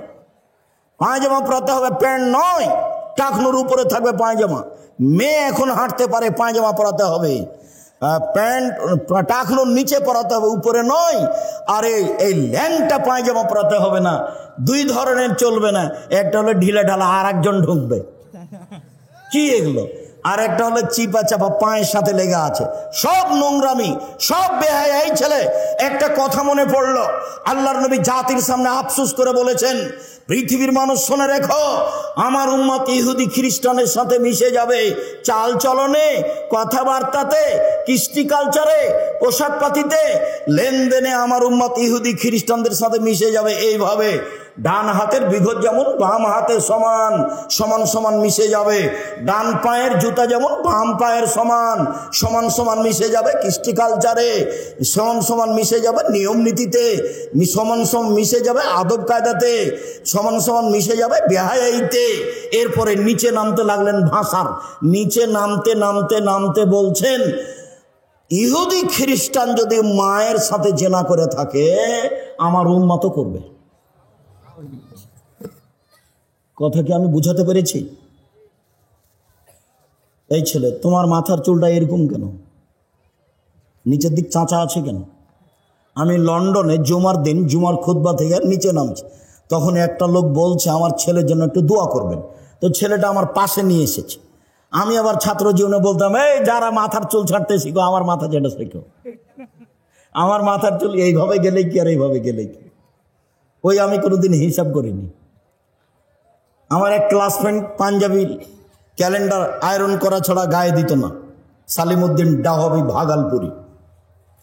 তো দোয়া করার জন্য নিয়ে এসেছে, নিচের দিকে নামছি, তো ছেলের মাথার চুল এই তোমার মতো করে কাটা আছে। শুনছি এভাবে কেন? তো দেখছি যে নামতেই ওই চুল ছাড়ার এগুলো দেওয়া আছে, ছবিগুলো। তখন আর একজন বলছে যে ওস্তাদজি দেখছেন না, ওই যে ওই ঢঙ্গে চুল কেটেছে। তখন আমি বলছি, দেখেন, লন্ডনে পয়সা উপার্জন করতে এসেছি, আদর্শ বিক্রি করতে আসিনি। লন্ডনে পয়সা উপার্জন করতে এসেছি, আদর্শ বিক্রি করতে আসিনি। আদর্শ বিক্রি করব না। প্যান্ট টাকনোর উপরেই পরব, মাথার চুল সব সমান হবে, সামনে পিছনে উপরে। দাড়ি ছেড়ে দেব, মোচ ছোট করব, চেঁচে ফেলবো না। নখ কেটে দেব, নখে মেহেদি দিব না। মহিলা মানে নখে মেহেদি দিবে, হাতের নখে তো দিবে দিবে, পায়ের নখে দিতে হবে, দিতেই হবে। মহিলাদেরকে হাতের নখে তো মেহেদি দিতে হবে হবেই, পায়ের নখেও দিতে হবে। যেভাবে দিলে দেখতে ভালো লাগবে সেভাবে দিবে। পুরুষের সুগন্ধি জাত দেখতে পাওয়া যায় না, গন্ধ পাওয়া যায়। পুরুষের সুগন্ধি জাত দেখতে পাওয়া যায় না, গন্ধ পাওয়া যায়। পুরুষের সুগন্ধি জাত দেখতে পাওয়া যায় না, গন্ধ পাওয়া যায়। নারীদের সুগন্ধি জাত দেখতে পাওয়া যায়, গন্ধ পাওয়া যায় না। নারীদের সুগন্ধি জাত দেখতে পাওয়া যায়, গন্ধ পাওয়া যায় না। নারীদের সুগন্ধি জাত দেখতে পাওয়া যায়, গন্ধ পাওয়া যায় না। বিউটি পার্লারে যা কিছু আছে সবই ব্যবহার করতে পারে, তবে বাড়িতে বিউটি পার্লারের নয়। এইভাবে ভরু কাটা হারাম, এইভাবে ভরু তুলে ফেলা হারাম, এইভাবে দাঁত ছিলে রাখা হারাম, এইভাবে উঁচু স্যান্ডেল পরে নিজেকে লম্বা মেয়ে দেখানো হারাম, এইভাবে ব্রেসিয়ার পরে কম বয়সের মেয়ে প্রমাণ করা হারাম, প্রতারণা হারাম। বলছিলাম সম্মানিত দিনী ভাই বোন, আমরা কাছাকাছি শেষের দিকেই চলে আসলাম। আমি আপনাদেরকে অত্র প্রতিষ্ঠানে দান করার আন্তরিকভাবে অনুরোধ জানিয়ে, আপনি আপনার পরিবারকে সুন্দর করে গড়ে তোলার অনুরোধ জানিয়ে শেষ হাদিস। এই ছেলে, কারো বন্ধু যদি আতরওয়ালা হয় তাহলে আতর এমনিতেই দিবে, নইলে কিনে নিবে, নইলে গন্ধ পাওয়া যাবে। বুখারী মুসলিমের হাদিস। কারো বন্ধু যদি কামার হয়, পাশে বসে থাকলে আগুন ছিটে কাপড় জ্বলে যাবে। আর যদি কাপড় জ্বলে না যায়, কামারের পাশে হাপড়ের পাশে বসে থাকে, তাহলে ধোঁয়া আসবে। কামারের পাশে বসে থেকে নাকে মুখে ধোঁয়া আসবে না, এই কথা যেমন মিথ্যে, আপনার ছেলে মেয়ের বন্ধু বান্ধবী খারাপ, আপনার ছেলে মেয়ে খারাপ হবে না, এই কথা তেমনি মিথ্যে। শুনুন, কামারের পাশে বসে থেকে ধোঁয়া লাগবে না, এই কথা যেমন মিথ্যে, বান্ধবী খারাপ হলে মেয়ে খারাপ হবে না, এই কথা তেমনি মিথ্যে। মোবাইল সবচেয়ে নিকটের বান্ধবী এবং সবচেয়ে খারাপ।